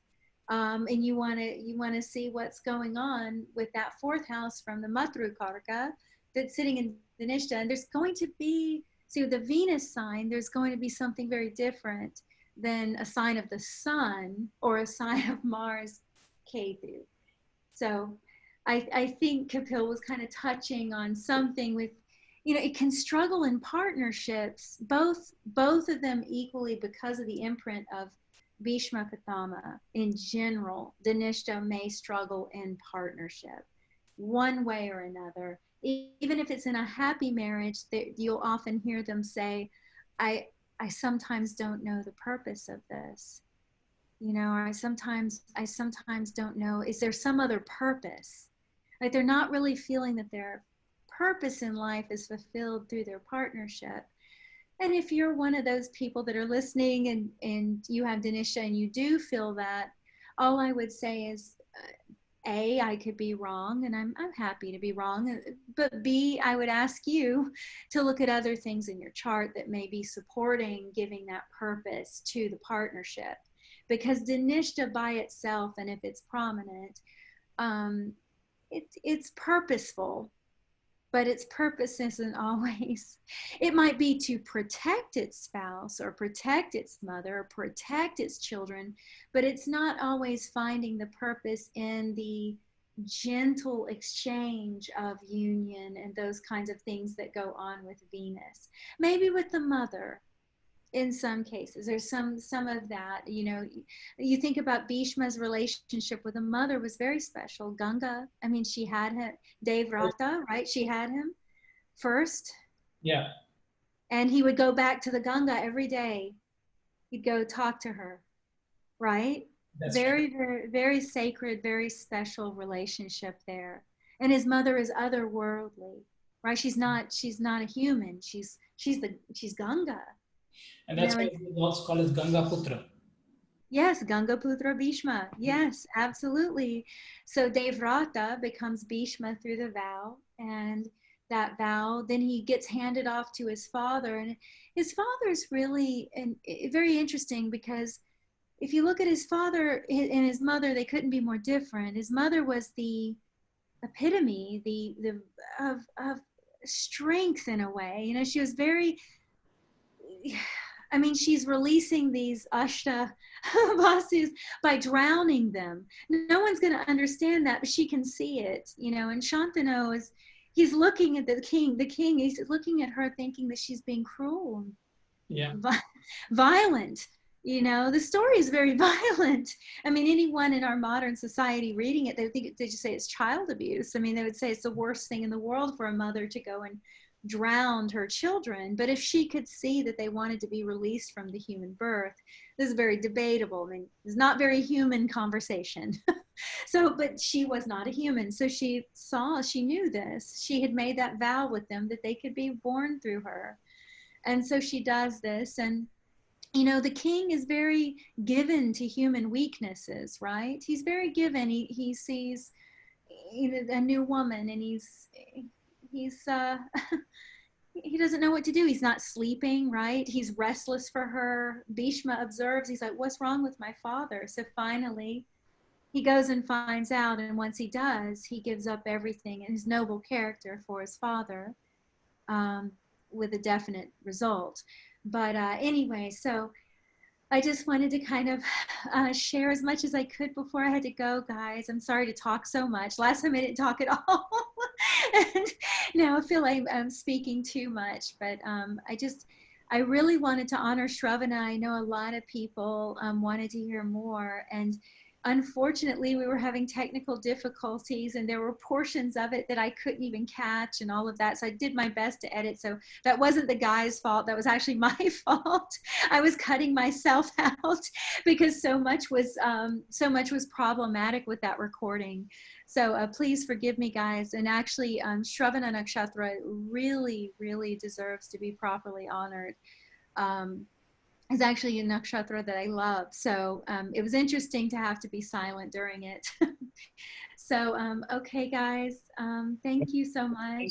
Thank you, Evji, for coming and sharing. I think there was so many wonderful points that you have brought. I was also thinking about many of the points. One of the points which I want to highlight, which I felt was very, very appropriate for this, is many people who also go and, you know, who are childless, they go and ask mannat. We call it mannat here. You know, asking for a child. People go to various places. Usually, the most common people who go and get is through people who have taken Jivan Samadhi. Jivan Samadhi are these saints. They are also fakirs. Fakir means, you know, these are babas who have also taken Samadhi, and, you know, they go to their places and ask for a child.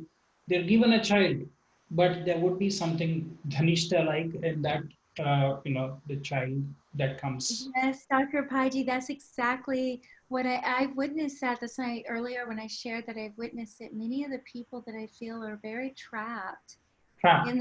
in the human condition, and they really don't want the limits of the human condition. And hence the tapasya of Mars is very appealing to them.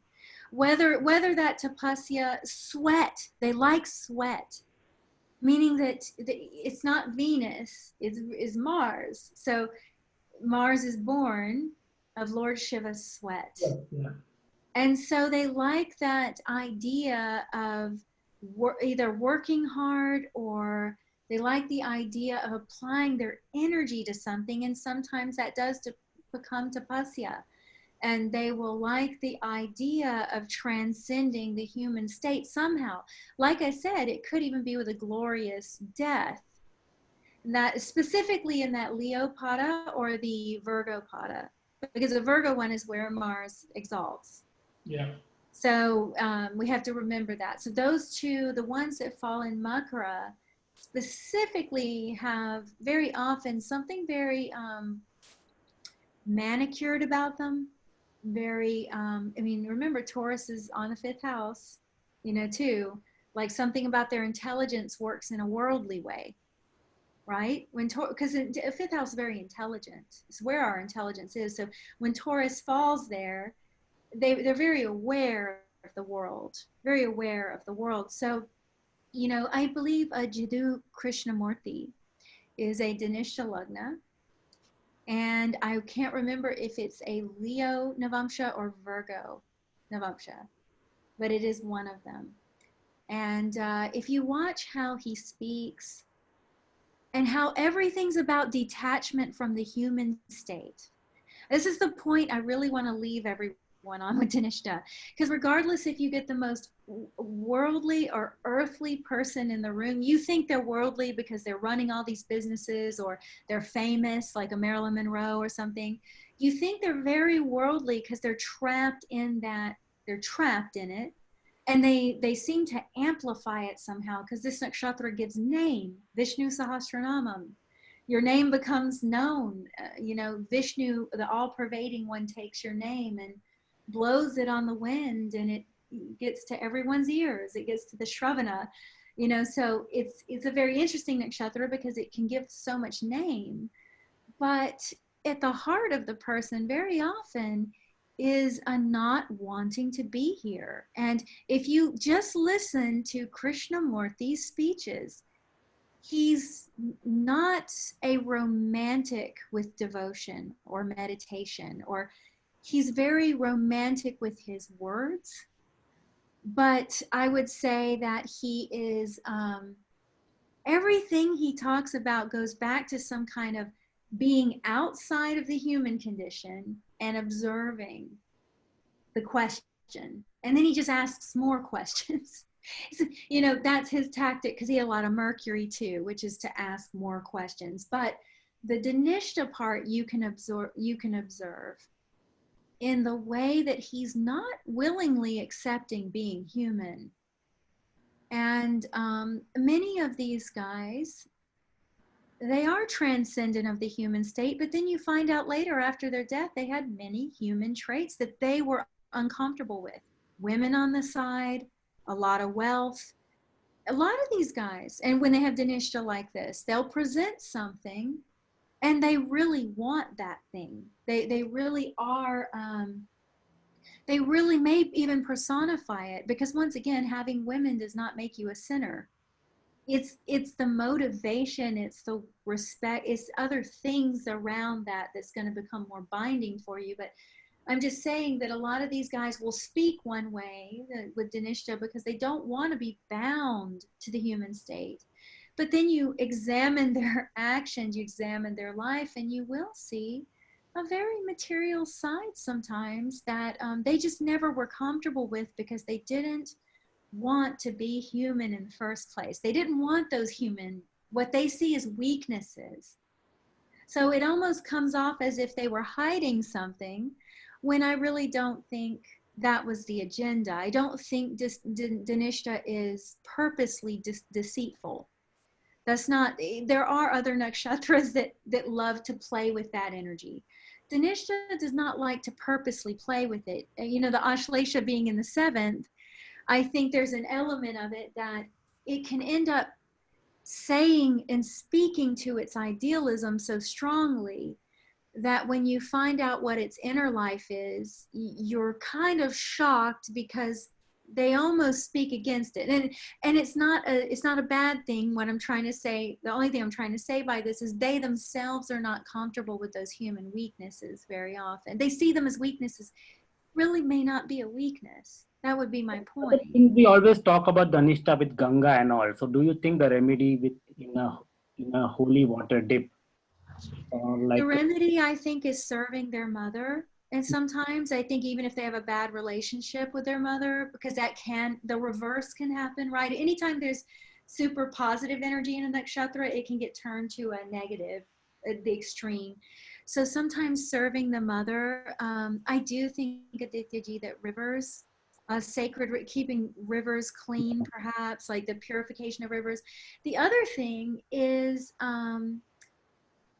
I would almost be tempted to say getting more comfortable with the energy of Ashlesha.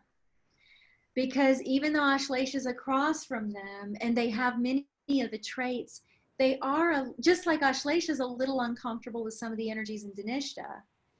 Dhanistha is very uncomfortable with some energies in Ashlesha, because Ashlesha is a little bit more given to sensuality naturally without making it, not trying to detach from it. But both of them are trapped in human form. One is a naga trapped in human form, and the other is some other kind of divinity. As Dr. Paiji was listing, that there's other divinities that are elemental. So Dhanistha is elemental, something trapped, and Ashlesha is a naga trapped. And so there is some kind of energy that it might help them to get comfortable with. And to your point, what's fascinating about this Aditya ji is that Cancer being in that place across from Mars exaltation, and that's specifically where I'm speaking about Dhanistha, with rivers, that's waters, you know, that's waters. So that's an interesting thing. And I do wonder about the other portion of Dhanistha with the Pitris. That might be the portion that deals even more with the remedies around the fathers. No, because Pitris, Maga is opposite to Dhanistha too. Yeah, Dhanistha, 3rd and 4th. Yeah, because and guys, it's interesting with Gandanta points, because what you've got, and I'm speaking to Ashlesha right here, just thinking of Dhanistha opposing it. It's very interesting with Gandanta points, because what you've got is different power dynamics throughout each of them. So with the first one, you've got Revati, Ashwini. Very clear. Revati is hospitals, institutions, nurses, and the medical staff. Ashwini is the doctor, the specialist. Revati is the emergency vehicle, and Ashwini is the driver of that vehicle. So, you know, Venus exalts in Revati, vehicles, right? It's the one that's coming to save you. Venus also, according to Jaimini, is the rescuer. Like, it puts out fires, right? So Venus exalts in Revati. Sanjeevani. Yeah, Sanjeevani, of course. So in that Gandanta, it's pretty easy to say that that's very medical. Everything around the Gandanta between Revati and Ashwini is very, it's your power struggle with life and death, really, because what you've got is Revati, which is the nurse, the doctor, or the hospital, the doctor, and then death. You've immediately got Barney. So you can see how that goes. That's a very powerful medical crew right there. You've got hospital, institution, doctor, death, or rebirth. So that's very clear what that Gandanta is about. Now, when you get to Ashlesha and Magha, you've got a similar thing, but it's our power play with sex and with male and female dynamics and procreative power. See, what you've got there is mama, daddy, baby. What you've really got is Ashlesha in Cancer, the mother, Magha in Leo, the father, and then what? Purva Falguni, the production of children. So this is our power, the male and female power dynamic exists in Ashlesha and Magha. This is where male and female dynamic is really pronounced. And in Purva Falguni, you get the union and the production of a child. When you get to Jyeshta and Mula, you're dealing with the power dynamics of politics. And that's why Purva Ashada, the victory, comes after that Gandanta. So you've got Jyeshta, which is Indra, the most political. You've got Mula, which is Nritti, a seek to control chaos. Nritti's chaos, you know, and it's very interesting. That Gandanta is always a obvious power play. The other ones aren't obvious. That's what's interesting about it. The Jyeshta Mula Purva Ashada can be very obvious. If a person has a graha throughout each one of them, it'll be very obvious that there's going to be either people will have power dynamics with them, like, and they don't want it. You know, someone that has like Jyeshta and Purva Ashada, they might not want it at all because the Mula is left out, but Mula is hemmed in, and that Mula is gonna find a way to create chaos. This Gandanta you're talking about, when you talk about Magha and all, it's like Brahma, the creation. When you talk about Jyeshtha Mula, it looks like Vishnu, the preservation. When you talk about Revati and Ashwini, that's like destruction. That's like Shiva energy. So each Gandanta is like, looks like this Trinity energy. You can almost apply the Trinity to all of them in different ways, in a way, but you're right. I mean, there definitely procreation is the Ashlesha Magha to Purva Falguni, that without a doubt. And then rebirth is definitely happening. You go to the hospital, doctor operates on you, and you go to another life. You know, you've got Revati, Ashwini, Barney. And then, yeah, you're right. Then there is, yeah, you're very right about that with Vishnu, the Jyeshta, because it's Indra, and Indra is always calling on Vishnu. Calling on Vishnu, yeah. He's like, rescue me from all these politics with these asuras that are troubling me. And then you get Purva Ashada, which is the victory, or the Mahabharata starts in that. So you can, I just wanted to highlight these Gandantas because with Dhanistha, the Gandanta it's across from is the power dynamic between men and women. And what did Bhishma renounce? So that is why he was born under the right star, to get a powerful boon from that, because someone else may have taken that vow and not gotten that boon, but because his Muladhara, the seventh from him, is sitting in that, because that the serpent that's coiled in him was in that dynamic, because he's said to be born under Dhanistha. So because of that power dynamic and him renouncing it, there was a supernatural power, a supernatural child was born to him, because he renounced Purva Falguni, he renounced Ashlesha. See, this can go into the psychology of a Dhanistha person for sure. And it can even manifest where, you know, like let's say a woman who's staying home with her children, she really loves her married life. So you wouldn't think she's a classic Dhanistha. She really loves her married life. She really loves her family and all of that. But then the husband comes to you and says that, I wish we were more affectionate. I wish we were more intimate. You know, she puts all of this energy into the protection of the children. And she's, you know, she's such a good wife. She's always caring for me and all that. But I wish I wish we had more of this other element, you know. It can do that. And you see the dilemma of someone like Marilyn Monroe, who had both. So she had both the Ashlesha and the Dhanistha. And definitely her play in the world was this very sensual, seductive, all these things that you would think of with Rohini and Ashlesha, you know, which she had. But she was always upset over that role in her diaries. She wanted purpose, where her moon was, Dhanistha. She wanted purpose. She wanted to be taken serious as an actress.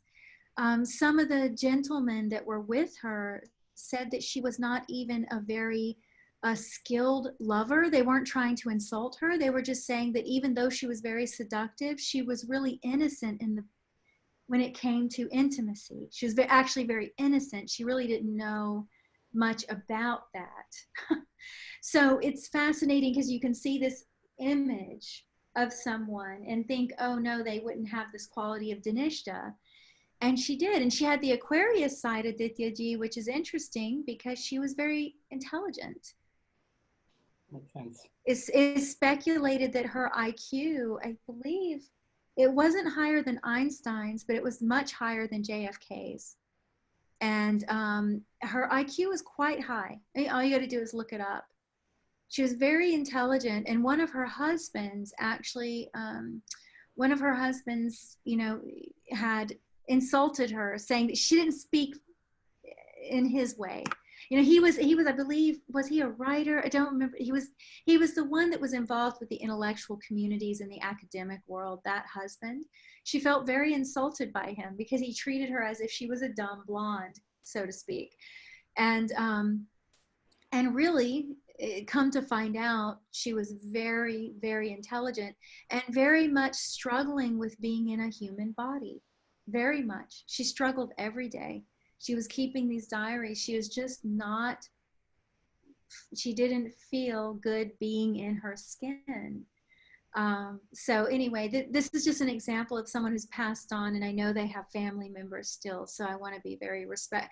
I'm also highlighting her purity here because many people think that someone who gets naked in front of a camera or plays certain roles is no longer pure. And that's a very surface way of looking at it, because people that knew her in intimate life, she was quite different. And so this is that tricky thing with Dhanistha once again, and Ashlesha. Outwardly, Ashlesha almost appears, because it can be so seductive, it can appear the certain way. It doesn't mean that it's not innocent or that it's going to manipulate you or something like that. And Dhanistha can appear very upright, and it looks like it has a lot of class, you know, and they can speak to you so well. I mean, I believe even Abraham Lincoln has some Dhanistha, prominent Dhanistha. And of course, I had mentioned President Obama, of people who hold them, and Krishnamurti, people who hold themselves in this kind of state. But it doesn't mean that behind the scenes, you're going to see that same posture. So it's an interesting dynamic there. Okay, guys, I talked more. So, no worry. I think it is going good. Oh, this is some great information, Evji. I would really, appreciate what you have said, because even on the whole principle of the Gandanta, I always think Gandanta is always controlled by God, and I describe God as generate for G, operate for Vishnu, and dissolve or destroy, which is for Shiva. So generate is creation, Brahma. So God is generate, operate, destroy. So kind of what Aditya ji was saying. Yeah. We have the generation taking place and all the chemical, think about how chemical Ashlesha is, and think about how chemical reproduction is, and all of that. So it's exactly that. And so then I want to highlight the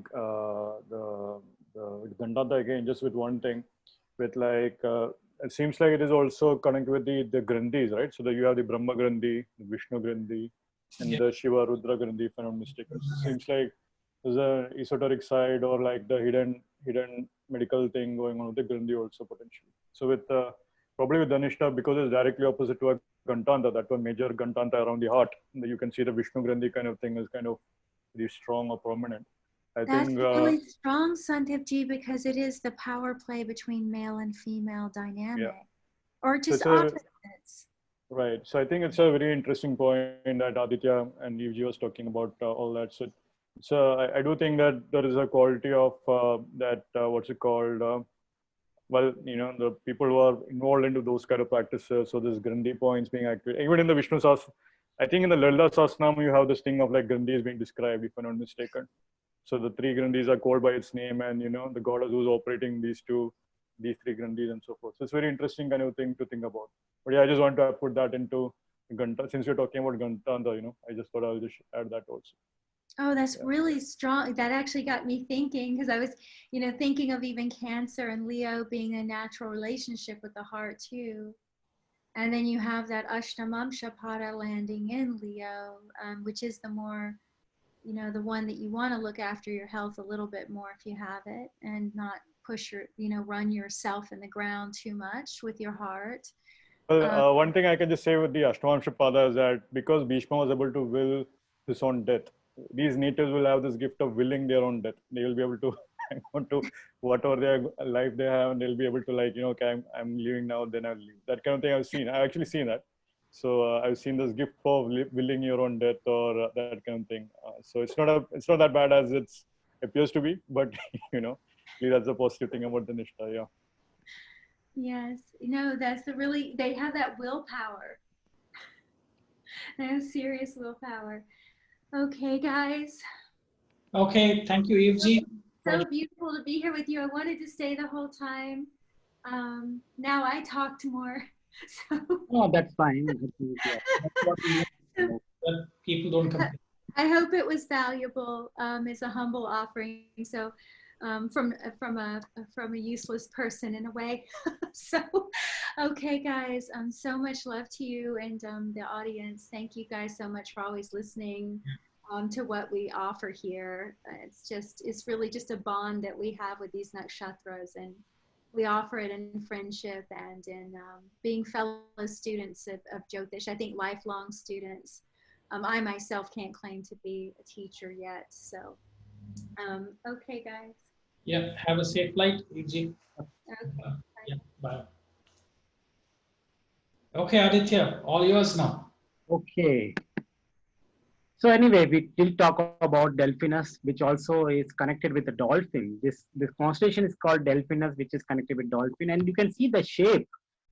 The shape of it looks like the dolphin shape too, correct? Like the head of the dolphin and the tail of the dolphin. So the shape also resembles like dolphin.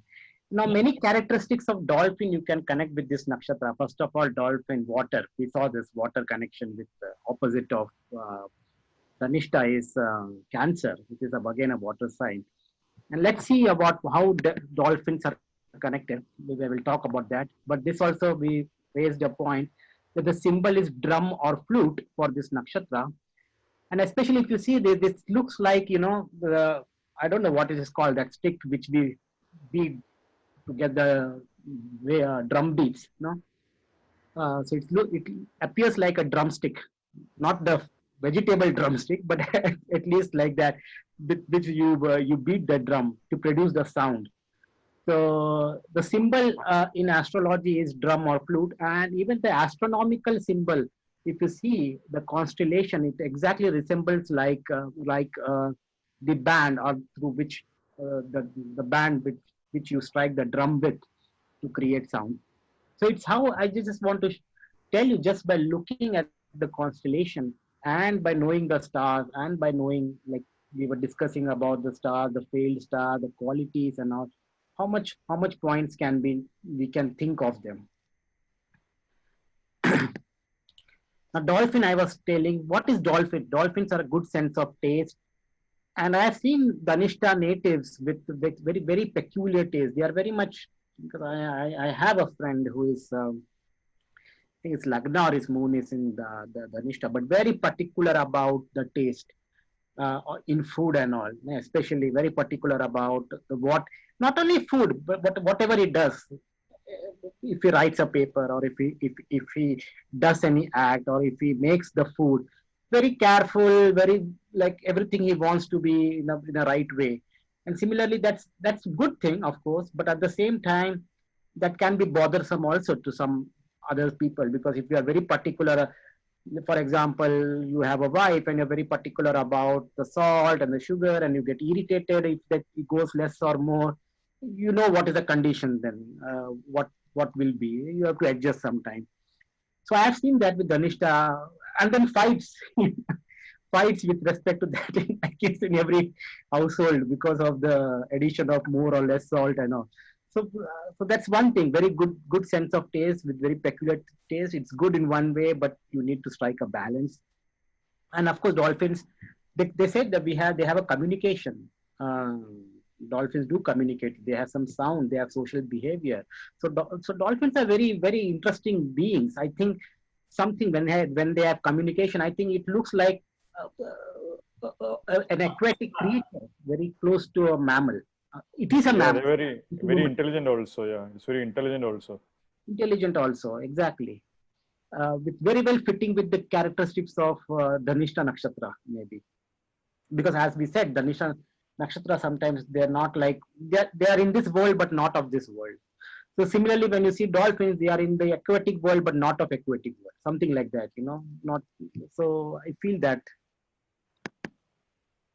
Now, if you see in the Greek mythology too, there's a story, and again, how this Delphinus constellation came into picture, and through that story, we will see what are the things that we could learn. So Amphitrite is nothing but who is goddess of sea. She's the wife of Poseidon. Okay, and Poseidon basically chose Amphitrite for marriage, but then she refused the offer of marriage, and she fled to someone else. Who this person, Amphitrite? She fled with Atlas, and this was, I think, Poseidon came to know, and Poseidon then sent a dolphin to basically to bring her back, to rescue her from Atlas and bring her back. So she was brought back, and finally she became the wife of Poseidon. Amphitrite and Poseidon were married, and Poseidon was happy with the dolphin's work, so he said, "Okay, I will give you a place in the sky." And then he made this Delphinus constellation, and that's what the story goes. Now, this is a story. Now, what you will learn in this story? Marriage issues, flying, flying with someone else, and this exact all these stories. I think we have said this in Bhishma. Marriage issues.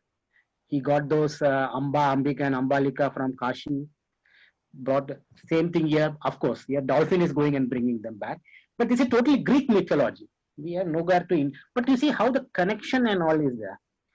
So just from this story, we can understand there's a searching theme, there is a finding theme, there is marriage issues problem, there is some power struggle you can see there. It's a Greek story completely. Amphitrite and Poseidon and Delphina and who is this Atlas and all those are all Greek mythology stories. But the theme is common. The theme is very much common with this story of Bhishma. Of course, a little bit different, but at least that marriage part thing. And if you know this story, definitely you can say that, okay, this constellation or this Dhanistha may have issues with marriage and other things. That's clearly one part. Doesn't matter if you're in Hindu mythology you follow, you can get the qualities. If you follow Greek mythology, you can get the qualities. Getting the qualities and understanding a nakshatra is what our target is, correct? So anyway, talking about some of the nakshatra characteristics which Dr. Pai mentioned, it is a Kya Paitri Nakshatra, the power to give fame and abundance. So again, name and fame. Foundation above is birth, foundation below is prosperity. Result is bringing people together. So dolphin brought Aryan to his land. There was another one more story with this Greek mythology, which again dolphin was going and bringing Aryan to his land. There was another. I had two stories actually, but I removed one story because copyright issues and all that. I cannot use those pictures, so there's let me tell only one story. But dolphin is going and bringing Aryan to his land or something.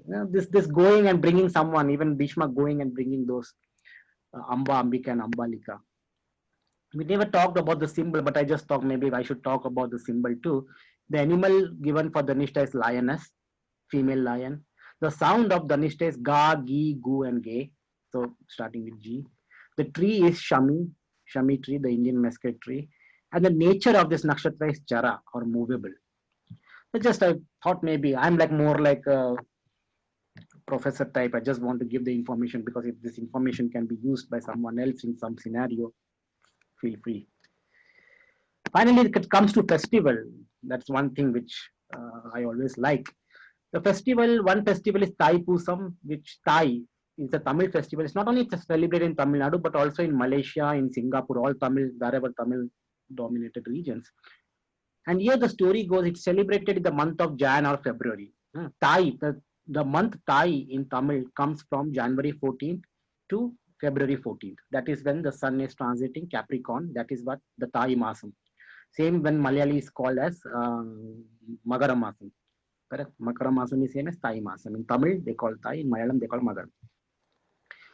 And when Pusam means Pushya Nakshatra.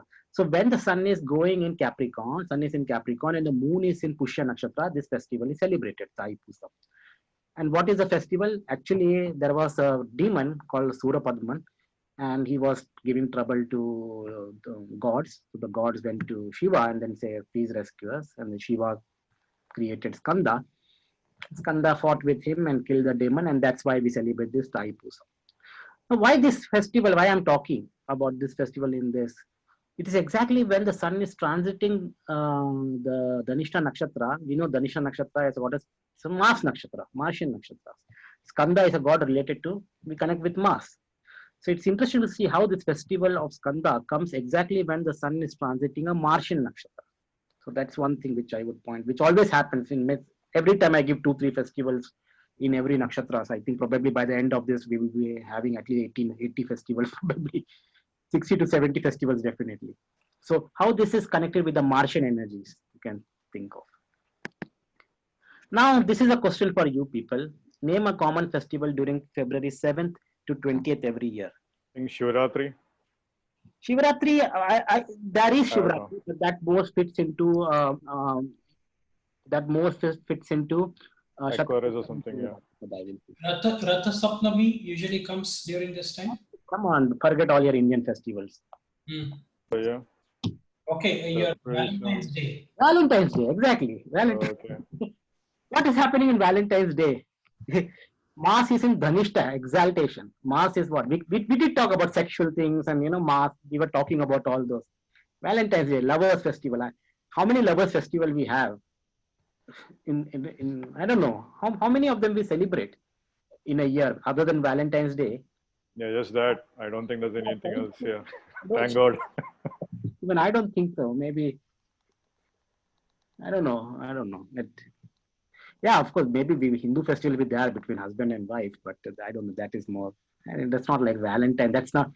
Valentine is totally different fun stuff, I guess, compared to, but remember, every 14th February, and it is interesting, 14th February is the exact day when the sun is transiting from Capricorn to Aquarius. Exact transition. What is exactly opposite? Yeah, heart, right? Cancer and Leo, what we talked about, all that, yeah. Exact Gandanta happening on 14th. Yeah. And sexual, all those, and Mars in Dhanistha is exalted, correct? Second pada is that Mars exalted. So high sexual energy, you can say. Anyway, now I was just thinking why we are only talking about Mars. We should see about Venus too, what happens to Venus. And when the sun is set to Capricorn 30 or Aquarius 0, Venus cannot go 47 degrees. It has to be plus minus 47 degrees from sun, correct? Astronomically, no doubt. Venus always will be plus minus 47 degrees from the sun. So if you take that minus 47 of Capricorn, it will come to Sagittarius 13, and plus 47 from Aquarius 0 will come to Pisces 17. So it has to be somewhere in this region, Pisces, Sagittarius to Pisces. So either it has to be in Aquarius or Capricorn, or Pisces is, we know where Venus exiles. We know Capricorn and Aquarius is again when it's a sign of Saturn. Venus feels Saturn and Venus are friends. But again, I don't know. I didn't see much correlation. Also, but Sagittarius also Purvashada. It's a Venus ruled nakshatra also. So, Nakshatra. So what is Venus ruled nakshatra? Two signs are basically friends. Right. Venus, and then there's Venus, of course, exiles in Pisces. Of course, it exiles at 28 degrees. But anyway. But I don't know. It's a very broad region. I won't consider this much. But I was just thinking about why Venus, because when you talk about sexual, it has to be Mars and Venus. Both. You just cannot talk about one, just Mars.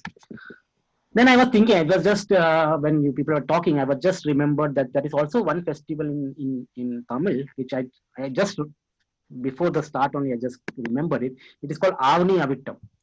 Avni Avittam. Right, yeah.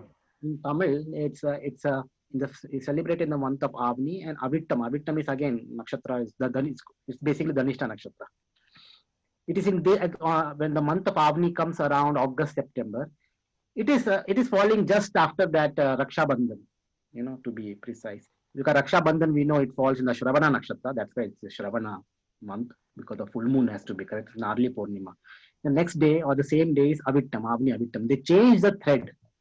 The thread which they wear, Munj. Now I think Munj they call what? Especially Tamil Brahmins, they will change that thread on that day every year. So Avni Avittam.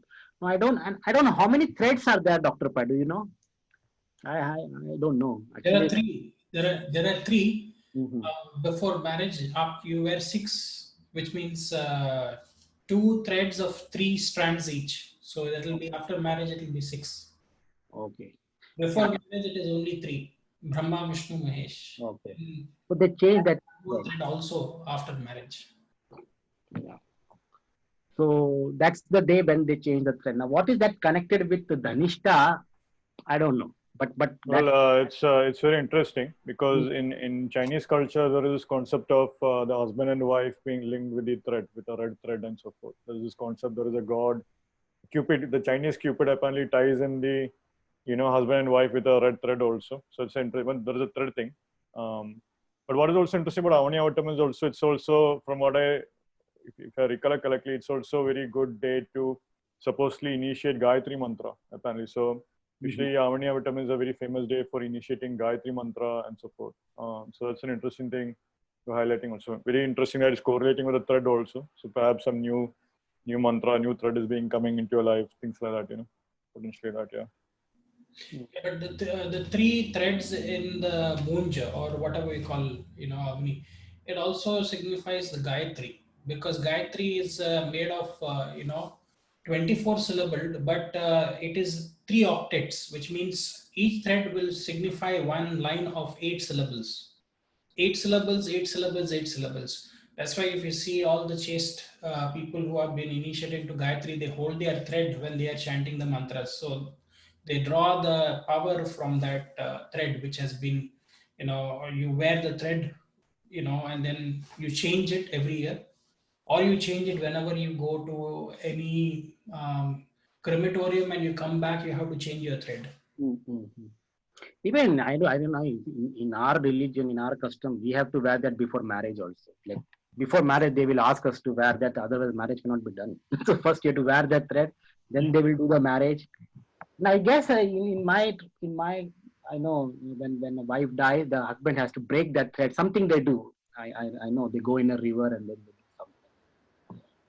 Yeah, it's very interesting. There's a 3 thread with Shravana having 3, and thread I think can also link with Satabisha, the circle also potentially. So very interesting that. That's what I was. And there is also a theme of giving, the thread has to be worn differently for different purposes. For example, during the Tarpanam, when you're giving Rishi Tarpanam, the thread has to be worn around your neck.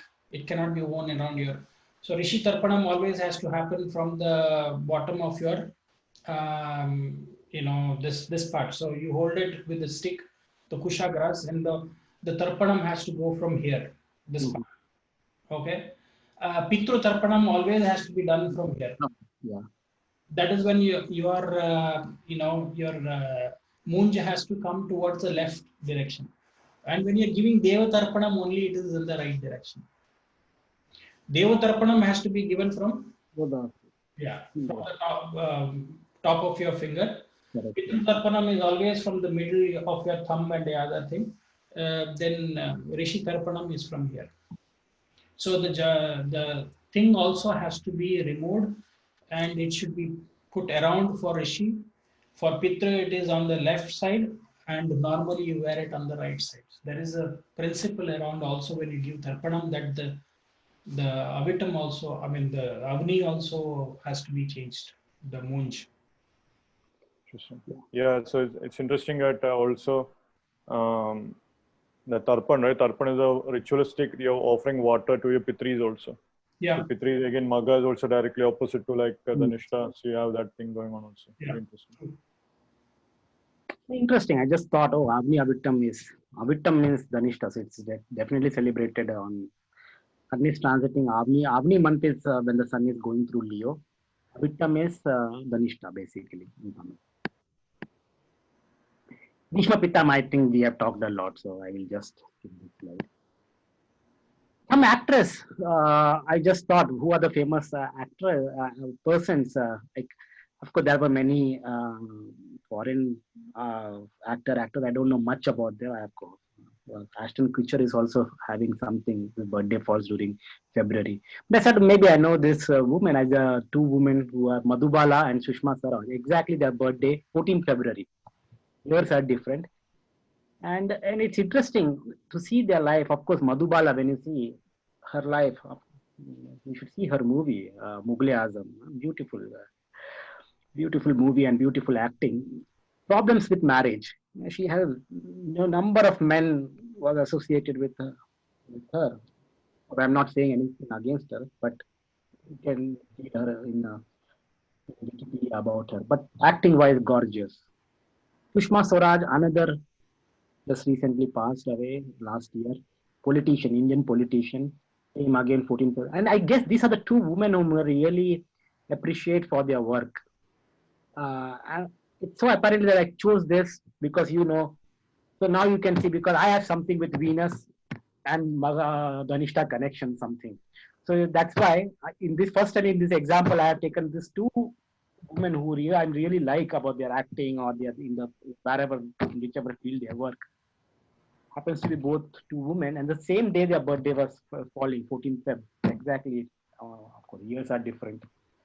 So you see how even I, as an individual, you take examples based on your nakshatras and your planets and how you talk about. So that's why I call this science of astrology something, it's something different. Who knows? We will come to know within this time frame. But that's all I have for Dhanistha, and I think we are on Aditya, can you show that Bhishma Pita slide? I'm just curious about that. this one. Yeah, that's right. Yeah, it's. I just want to highlight a couple of things here. One is that tough life fight with Pandavas, right? Great teachers. Now, one thing about Bhishma, I mean, we have glorified Bhishma Pitama for sure, but like you'll hear spiritual gurus actually speaking about how Bhishma was on the wrong side of the law, on the wrong side of dharma. So how the vow was like, his vow was blinding to the point where he wasn't willing to do the right thing. In fact, I say that one of the things. From one of these Bhagavad Gita teachers whom I had listened to at some point, was telling how the mistake which Bhishma did was that, he took the vow, but he was not willing to act in the present moment. He lived in the past, so he actually lived in the past. Oh, I took this vow. I shouldn't change my vow forever. But then, when the actual adharma was happening with Draupadi and all that, with even with the Pandavas, then he still remained silent because of the vow, so he was blinded by his vow. So that's an actual aspect I just want to highlight that, because there's an actual, this is quite, and of course he had to play his role and so forth. Mahabharata, all that happened. He played his character and all that, right? So that did play out. But I've seen this theme, like very interesting theme about like how. Very important because they say going to what is that going in past and nostalgic is a characteristic of Ashlesha. Yeah, for sure. Yeah. Ashlesha opposite is Dhanistha. Yeah. So now, when you say this, I can. Yeah, definitely. Yeah, definitely. So yeah, that's a very important point. I think the other thing also, past life karma for sure, which we talked about, separation of parents for sure. That's very interesting. Marriage problems we talked about enough. Tough life fight with Pandavas also very interesting. Great teachers, very important point. I think that's not been highlighted. Like because the story goes that Ganga took Bhishma to all the great sages in the heavens.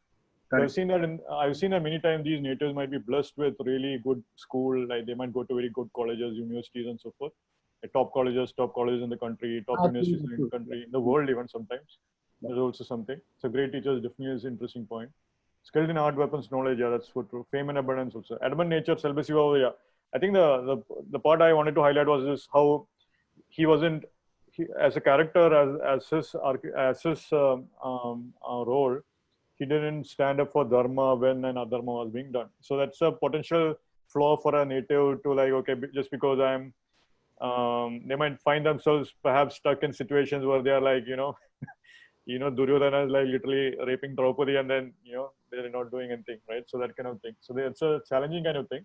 So it's one of those things where I think even Krishna was the one who actually ended up saving Draupadi in the end. So I do think that perhaps there might be some inherent karma between a Dhanistha native and a Krishna's Rohini Nakshatra native also because of that. Because Rohini is also associated with Krishna and Dhanistha is also associated with Bhishma, sorry. So that's one thing there. So that's one point I wanted to bring about Bhishma, But yeah, I just want to check this thing because we forgot about that. Yeah. Thanks a lot. Yeah. Okay, great. So I'll just go. I think we have already done a mega blockbuster by this time, but No, I'll we just are try 2 hours and 20, 2 hour 29 minutes till now. So it's like, yeah, I'm sure whoever is listening to here is had at this point is at least enrolled the third day point, or like, either they're watching on a weekend or whatever. But yeah, I want to highlight one of the first thing we actually. Sandeep, don't. I will be off for the video, but I'm Yeah, there. yeah, that's fine. Yeah, I yeah. just want to So have my food because my sugar.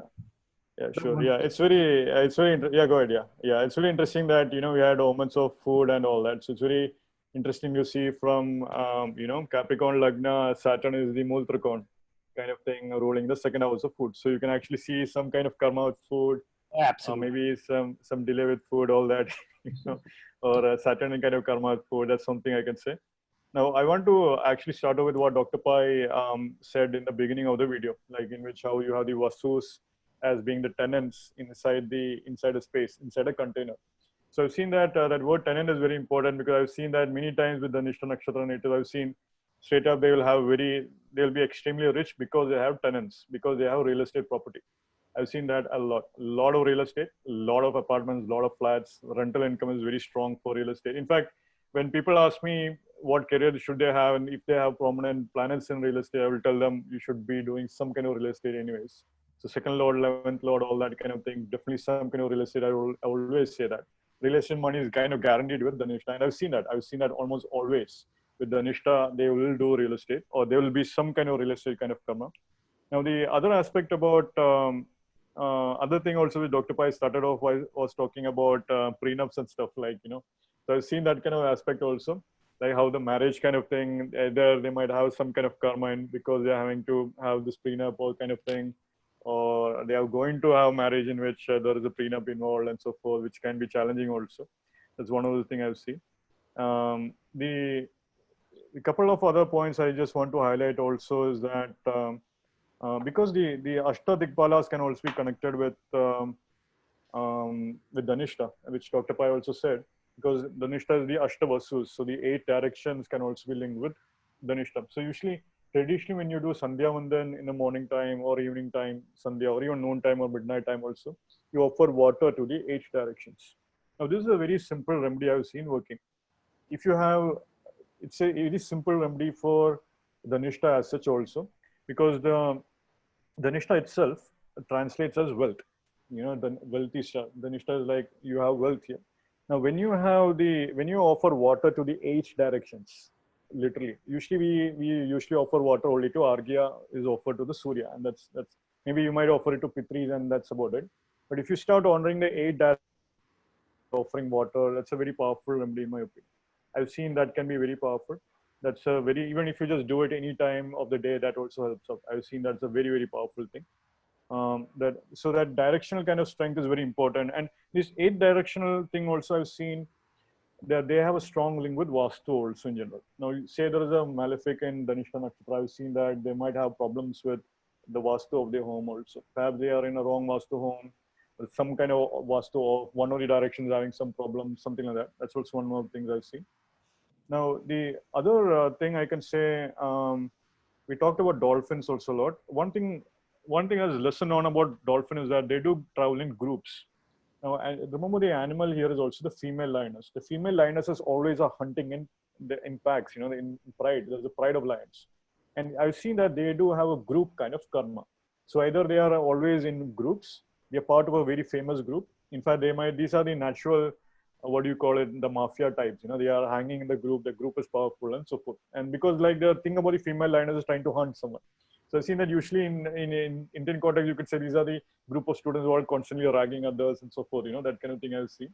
And then they all eventually become like their own kind of thing going on. Because when you're in a group, suddenly the energy is different. Of course, there is also very high-end, better thing of this, in which there is something, for instance, Elon Musk has a plant in Dhanishta. Now, he was actually, a group of people who was actually linked with the initial company of PayPal is actually called as the PayPal Mafia.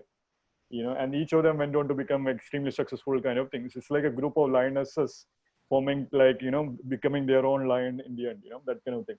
The other aspect of lioness I want to touch was that in the lion thing, in the life of a lion, usually the lionesses hunt for the animals. and then the lion gets to eat it. So I've seen that if you are a female, you have a planet here, there's a good chance that the spouse might be making more money than you. You know, like in the sense that the females would be making more money and the females would be bringing more food to the table. And that's an actual literally kind of thing I've seen. I've actually seen that to be true. And it might be they'll be happy in marriages, they'll be in happy marriages, but the females might be making more money. There's a tendency for that in general. Or the females might be coming from more wealthier families and things like that in general. That's a simple thing. Maybe they might have more assets, more properties, stuff like that also. I've seen that also. Now, the other aspect I want to, and part of this Dhanistha thing, remember I talked about PayPal. PayPal is a financial kind of a thing, you know. So I've seen many times Dhanistha Nakshatra natives are very good with financial instruments. They are involved in stocks. They are talking about bonds, you know, that kind of, they are talking about trading and all that, markets and all that. They're very strong in that kind of thing. So again, I've seen they're very good with finances. I think UG talked about how the fifth house is falling in Taurus. So that makes perfect sense with that. Now, one interesting thing about the symbol of Dhanistha I've seen, I talked with a native once, and then I was telling the symbol of Dhanistha is drum and a flute. And then native was literally telling, it's funny, wherever I travel, I actually carry with me a drum and a flute, literally a Native American drum and a Native American flute I was actually carrying. And that's very interesting. I think that those are very powerful remedies for Dhanistha also, buying a drum and buying a flute, that way you can actually activate that also. Now, the other aspect of Dhanistha, especially with the Aquarius Pada of Dhanistha, there are two things here. One is that if you look at the sixth house from Aquarius Pada, Mars is actually getting debilitated in Australasia. So I've seen that when you have problems with the real estate, property, and stuff like that, when you do we briefly touched about it in the beginning itself, with Mars having the Karka of debt, right? So Mars being the Karka of debt. So you can see that sixth house of debts, Mars is actually getting debilitated here also. So doing this category of mantras called as Rinmojan Mangal Stotra. There are many Rinmojan mantras. You can find Rinmojan Mangal Stotra. You can find Rinmojan Ganesh Stotra. You can even find Rinmojan Hanuman Stotra and Rinmojan Narasimha Stotra also. Again, you can see the category of all these deities are actually Martian deities, Narasimha, Hanuman, and Mangal, right? So you see that kind of theme. So you see that particular theme of Rinmojan kind of thing here. And I've seen that doing this Rinmojan Stotra is very powerful also. So any kind of real estate problem, you're not able to sell your house, you're not getting a house, all that kind of thing. Rinmojan is a very powerful mantra here. Now the other side of it is very interesting that 12th house from Aquarius is actually Capricorn, where Mars gets exalted now. Now a very simple ritual I've seen, or simple suggestion I've seen, is to actually get a print of, or make a Mars yantra, laminate that yantra, and put a right candle on top of the Mars yantra. Now this can be the Mars yantra, either the number grid yantra also works, the other, you can print that yantra out also, the Martian yantra for the planet, and even just putting a red candle there when you go to sleep, that can actually activate that protective energy around you before you go to sleep. So it's one of those sleep-based remedies, in my opinion. That's a potential remedy for sleep. There's actual lighting a red candle on top of a Mars yantra before you go to sleep. So that because Mars is getting exalted in the 12th house of sleep when you're considering Aquarius Padas and so forth. Now the other, in my opinion, anything with because the deity here is Ashtavasus, anything with 8 can be linked with Dhanistha. So you have the Ashta Lakshmis, for instance. Now in my opinion, though, the real deity for the Dhanistha is actually the Ashtabhairavas. So Ashtabhairavas are the 8 forms of guardian deities, 8 forms of Bhairavas, 8 kinds of Shiva's extreme forms. And one of the forms was, definitely there is one form of Bhairav in which he is dancing the Tandav dance, if I'm not mistaken. That is the Vikrant Bhairav. I think that's a temple in Ujjain. And there's apparently one of the, so a student of mine who actually had a planet in Dhanistha, he was talking about this Dabral Baba. And he was, apparently there is this Dabral Baba who was like a worshipper of this Vikrant Bhairav in Ujjain or something. And apparently this form of Bhairav was, the more extreme form of Bhairav in which he was doing the Tandav dance of destruction. But then this guy was actually worshipping this Vikrant Bhairav in... Bhairav, I guess. Yeah, Kal Bhairav, yeah. Kal Bhairav, for sure, yeah, Kal Bhairav. Mahara Bhairav. Yeah, Bhairav, yeah. Samhara Bhairav, yeah. Samhara Bhairav, yeah, that's right. So Samhara Bhairav is the Vikrant Bhairav specifically. Yeah. And this Dabral Baba the saint Dabral Baba was actually worshipping him in a Sattvic manner. So he was trying to eradicate the fear around this worshipping this Bhairav or this extreme deity form. So I've seen that it's very interesting that these natives might have some link with Bhairav. They might have to go to get the blessings of Bhairav kind of deities. They might do some Bhairav puja, Bhairav sadhana, and then actually inclined to fierce deities also. That's also a very strong thing. So again, the Bhairav is the guardian deities also in many ways. So they are the protectors of temples in many ways. So that's also a very interesting thing when you go to those Bhairav, and there are many in those regions, Ujjain and so forth, you find a lot of Bhairav kind of thing going, like a lot of Bhairav sadhana. Yeah, there's all Shabar Matra, that all that kind of category you find all that there, So that's one very powerful thing. Now the other thing you can say is also because Mars is also Shakti. You've actually seen this real Shakti kind of deities also, Shakti sadhana, all that kind of thing also. I've seen that. So Mars can also be considered as the goddess also. So goddess is also the hardcore, the warrior goddess energies is something I've seen. Remember, Durga as a goddess is actually riding a lion. So there is an actual link with a warrior goddess here also. I've seen that as well, with here. Either these natives might be doing a lot of Shakti sadhana or Shakti's, Shakti kind of worship, that kind of thing also I've seen. And in general, they'll be doing a lot of strength, very strong kind of worships in general, strong kind of mantras and stuff like that. Now, the other aspect about Mars being exalted in 12th house from Aquarius Pada is that, Mars is also athleticism, and you'll find a lot of football players here, because Mars is actually exalted in the 12th house of feet. So you'll find that they are much more inclined. There's a reason why football is probably the most popular sport in the world and so forth because of that. I've seen that kind of a thing play out. And football, you can see that with Satabisha being the circle or the sphere, the ball which you play out and so forth also. Now, the other aspect, because Mars is exalted, Mars is also the Karaka for fire. I've seen in some cases they do have a tendency to catch fire quickly because, they might, the houses get burned quickly, or some story about house being burned or they being saved from the house being burned, all that. Of course, Mars is the fourth lord of house also. Maybe there's some story about fire that they might have to share. So in general, they might have to be careful around fires and stuff like that.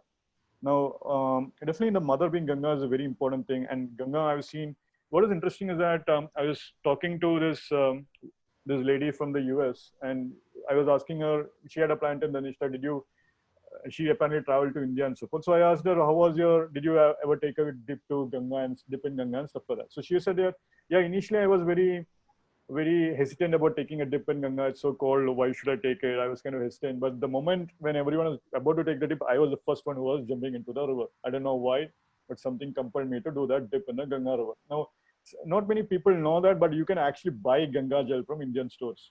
Keeping that, and I think Dr. Pai had once mentioned that keeping Ganga gel on your altar in your mandir is actually protective kind of thing for your own home and so forth. There won't be any ghosts. I mean, it is a protective kind of influence also. You can see that. In fact, there are many people who would actually use the Ganga gel to offer it to the Shivling and so forth also. You can actually do that. So Ganga gel is something you can actually buy and actually use that also. That can be a powerful remedy as well. Now, the other aspect is definitely, what was very fascinating was when UG was actually describing about the heart. And the heart is actually having 4 chambers also. And heart is actually having 4 chambers. And you can almost think that as the 4 chambers along with the Vasus also there. Potentially there might be a very strong link with heart. And remember, it's the rhythm. Dhanistha is the drum which is symbolizing the rhythm. So you have this heart-based rhythm kind of thing, heart-based karma, like pulse readers, reading the pulse of the heart, potentially like arrhythmia, that kind of thing happening, that kind of problems around the heart, especially if you have malefics there. So if you have a heart condition, you have to work out and so forth, that kind of thing I've seen. Definitely Dhanistha, if you have a planted Dhanistha, one way or the other, you'll be working out at some point. That's also expected because Mars is exalted there also.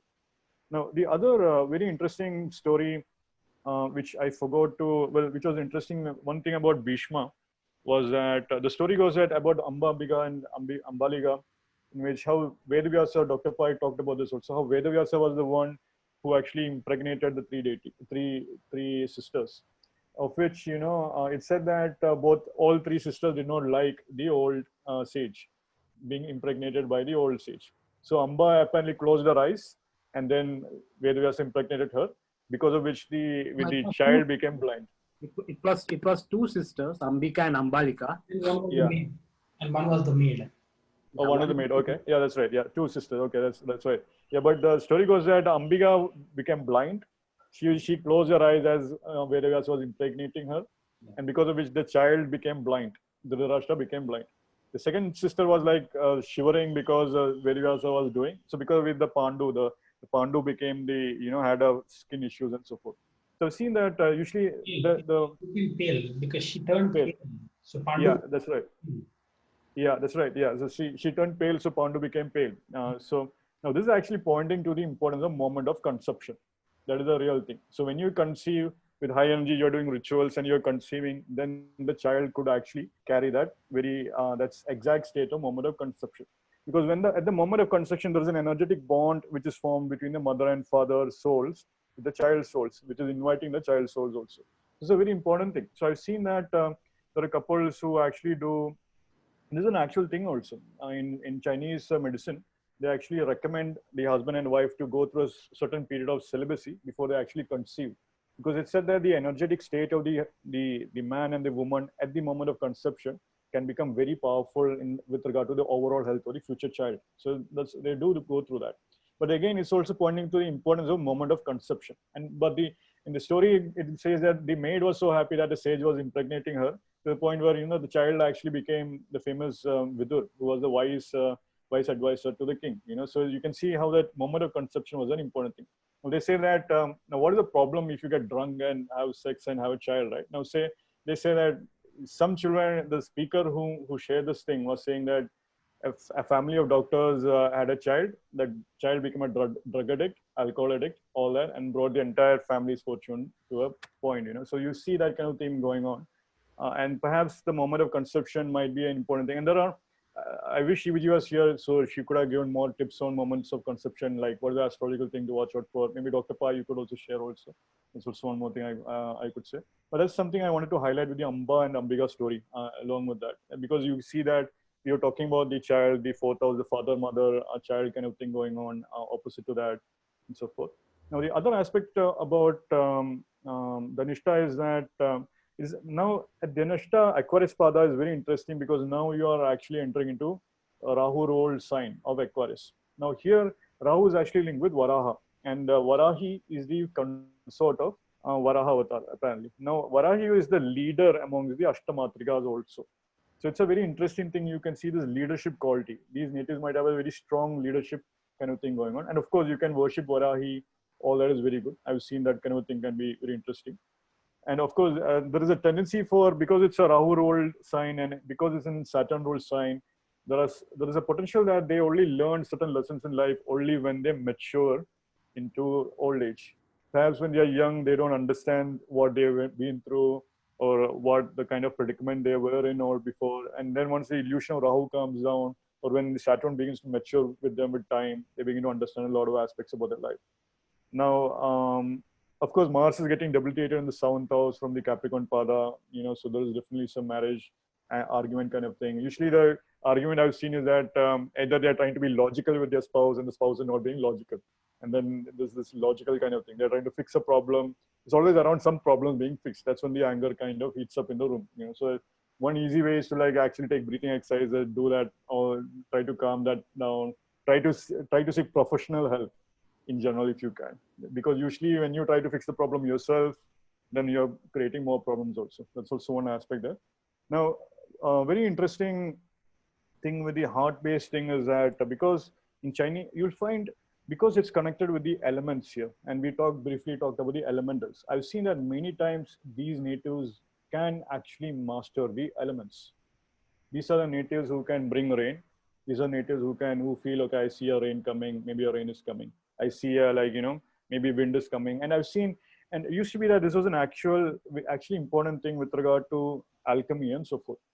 In alchemy, you actually had to master the 4 elements, and perhaps it's also the four containers and the 4 Shaktis residing within those containers is pointing to the 4 elements also, which is an alchemical kind of thing. So I've seen that many times. I've seen people with interest in alchemy, people who are keen on doing a lot of alchemy, like a lot of Chinese internal alchemy, like doing this Taoist meditation in which you are actually engaging with the elements and so forth. I've seen that also.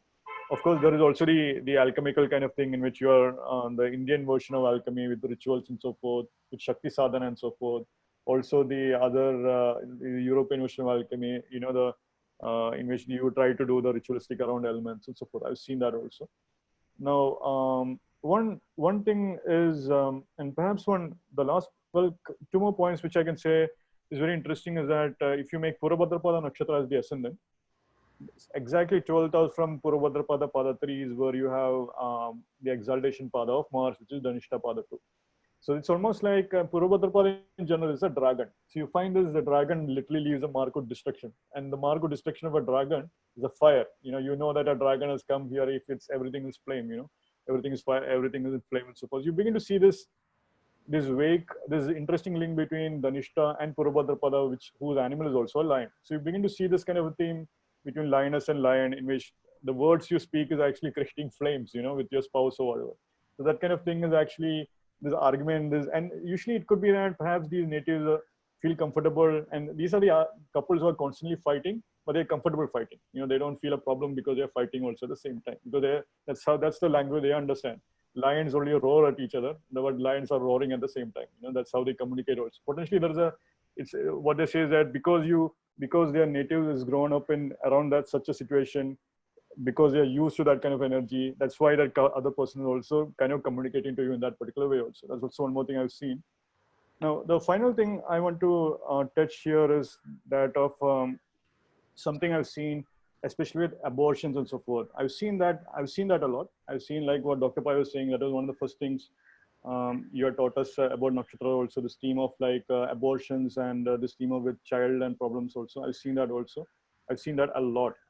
Usually either these natives having some kind of tendency for abortion, either they have had an abortion story or someone in their family has had abortions. Or I've seen that, and that's an important thing to recognize, not to have abortions in general. I mean, of course, some medical abortions, if the mother's health is at a problem, that's a different thing. Usually there is a karma around abortion, very strong karma around abortion. But interestingly, one of the rituals to heal abortion is apparently to create a horoscope, like create a random horoscope for the child, and then you put dried ginger root in it. You put the four corners, you put with blessed water, you create a random name, a random date of birth for the child.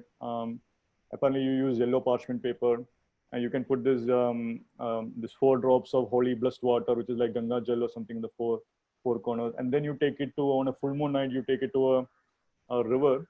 And it's very important, you have to take this paper to a river and you have to address this child's name and say, I release you. And it's very interesting that you have to go to a river to release the child. So that ritual was very interesting to see, because how Ganga was actually releasing the child, was killing the child at the Ganga river, Shantanu's child with her. So I've seen that perhaps these natives might have strong link karma with rivers in general, just because of this. But also, usually, I don't know what other remedies you could suggest for abortion in general, Dr. Pai. Anything you could add on that? Yeah, one of the things that I also see for this whole concept is one remedy that I have come across is also worshipping your guru. Why I will say that also, if you take Dhanistha Nakshatra and if you take the Capricorn side of Dhanistha, then you see an exalted Mercury in the 9th house. Even if you take Aquarius, then you see an exalted Saturn on the in the 9th house. So an exalted guru should be worshipped to get, to free you from any curses. Now, I'll give you a story of why this is very important. The story is about Parusharam and Bhishma. Parusharam is said to be the teacher of Bhishma when he was young. He took him and taught him. Aditya had a slide on saying, skill in warfare. So in martial arts and warfare was taught by Parusharam. Okay, to him. So what happens is we know the 3 sisters, Amba, Ambika, and Ambalika, were actually kidnapped in in a situation where 2 kingdoms, because of a misunderstanding, Bhishma goes, abducts them, and runs away with them. Now, when he runs away, then Amba is supposed to be one of the most beautiful princes out there, and she takes a lot of offense because of him being, her being abducted. she would not be a bride for anybody because she was condemned and she will remain a destitute all her life. And this was an anger that, besides her beauty, because of abduction of Bhishma, Bhishma was supposed to get married to them. And he should have taken them in marriage because of the abduction. But because of his Bhishma Pratigna that he had taken, the vow of celibacy he had taken, he had to pledge allegiance to his kingdom of Hastinapur. And Amba then resorted to Parusharam. And she told the story that she was abducted and now he refuses to get married. So, you will have to protect us now. We have to, so Parusharam takes up a fight with his own student, which is Bhishma. And what happens is, this is again very, very important. Bhishma has a secret knowledge of using Pashupastra. Pashupatastra is given by Lord Shiva, and he knew that by use of that astra, he can put the foe to sleep. Okay, but Parashuram was not aware of this. That, this astra, even though Parashuram had this astra, he didn't know that he can actually put the foe to sleep and he can diffuse the thing. But as Bhishma was supposed to use that astra. Astra means divine weapon. It's a divine weapon from Shiva. Immediately, all the gods intervened Bhishma and requested him, saying that please do not use, because then what will happen is you will also get the wrath of Guru Shap, or the curse of a guru for using such weapon on him, and he is your teacher.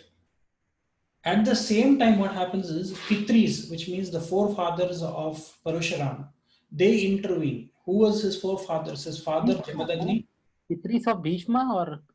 Pitris of Bhishma. Pitris of Parashuram. Pitris of Parashuram will intervene Parashuram. See, gods will intervene Bhishma to stop using the Pashupastra. And Parashuram's Pitris, which is Jamadagni and Ruchika Rishi, they will intervene and they will say, you will have to stop this fight with him because he's a Kshatriya and he's trying to protect his land. And you know that you have done a lot of Kshatriya killings, but you have here, when things were, injustice was done to Brahmanas, you had fought those Kshatriyas and given the lands away to the Brahmanas. But here he says, don't do this. This guy is a protector. And so you'll have to let go of him. So one of the ways that you can actually, avoid such disaster is by disrespecting your guru or your teacher. Will also help you in coming out of this curse that you have of,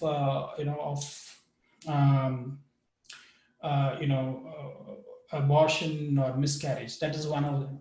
Another theme that I've also said to many people in my readings is, by donating Shringar items to orphanages and young Kumaris in orphanages, by donating that, you'll also appease Mata.